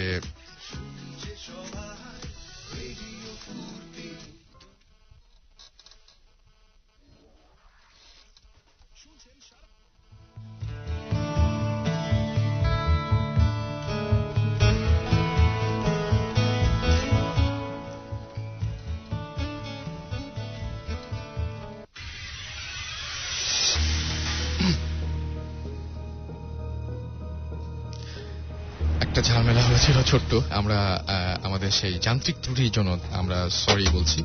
অ্যান্ড ফাইনালি আমরা যে কথাটা বলতে চাই সেটা হচ্ছে যে আসলে এরকম ঘটনা যারা শুধুমাত্র শেয়ার করেন আমাদের সাথে এবং যারা বলেন যে এরকম ঘটনা ঘটেছে, তারাই জানেন যে আসলে ঘটনাগুলো কেমন ধরনের হয়, এবং তারাই শুধুমাত্র বুঝতে পারেন যে ঘটনাগুলো ঘটলে কেমন লাগে, বাকি কেউ বুঝতে পারেন না আসলে। সো আপনাদেরকে একটা জিনিস বলবো, সেটা হচ্ছে যে অবশ্যই আপনারা আমাদের যারা যারা আমাদের স্টুডিওতে আসতে চান এবং যারা আপনাদের এক্সপিরিয়েন্স গুলো শেয়ার করতে চান তারা অবশ্যই আমাদেরকে ইমেল পাঠাবেন, এবং ইমেল পাঠানোর অ্যাড্রেসটা আমরা বলবো। তার আগে আমরা বলি যে SMS করার নিয়মটি হচ্ছে মোবাইলের মেসেজ অপশনে গিয়ে টাইপ করতে হবে SHOUT শাউট, স্পেস আপনার নাম, স্পেস আপনার মেসেজ, পাঠিয়ে দিতে হবে 9840 নম্বরে। আর যারা ইমেল করতে চান তাদেরকে যেটা করতে হবে সেটা হচ্ছে boothfm@radiofurti.fm এ ইমেল করে আমাদেরকে ইমেল করতে হবে, এবং সেই সাথে আপনি স্টুডিওতে আসতে পারবেন কিনা এবং আপনার নাম, ঠিকানা ও ফোন নাম্বার অবশ্যই ইমেলে অ্যাড করতে ভুলবেন না। আর আজকে অনেক রাত হয়ে গেছে, ইনফ্যাক্ট আমরা সবাইকে আরো একবার ধন্যবাদ জানাচ্ছি যে এত কষ্ট করে আমাদের সাথে এত রাত পর্যন্ত যারা জেগে শুনছেন, এবং আরো ধন্যবাদ জানাচ্ছি যারা এত কষ্ট করে আমাদের সাথে এসে জয়েন করছেন। Thank you so much. আপনারা না আসলে হয়তো মানুষজন এত বেশি মজা পেত না। যারা আমাদের SMS করেছেন এবং SMS করে জানাচ্ছেন যে আজকের এক্সপেরিয়েন্স যারা আপনারা শেয়ার করেন সেগুলো আসলে অনেক ভয়ের ছিল, অনেক মজা পেয়েছেন। সো আপনারা যদি লিসনারদের কিছু বলতে চান তাহলে বলতে পারেন। লিসনারদেরকে এতটুকু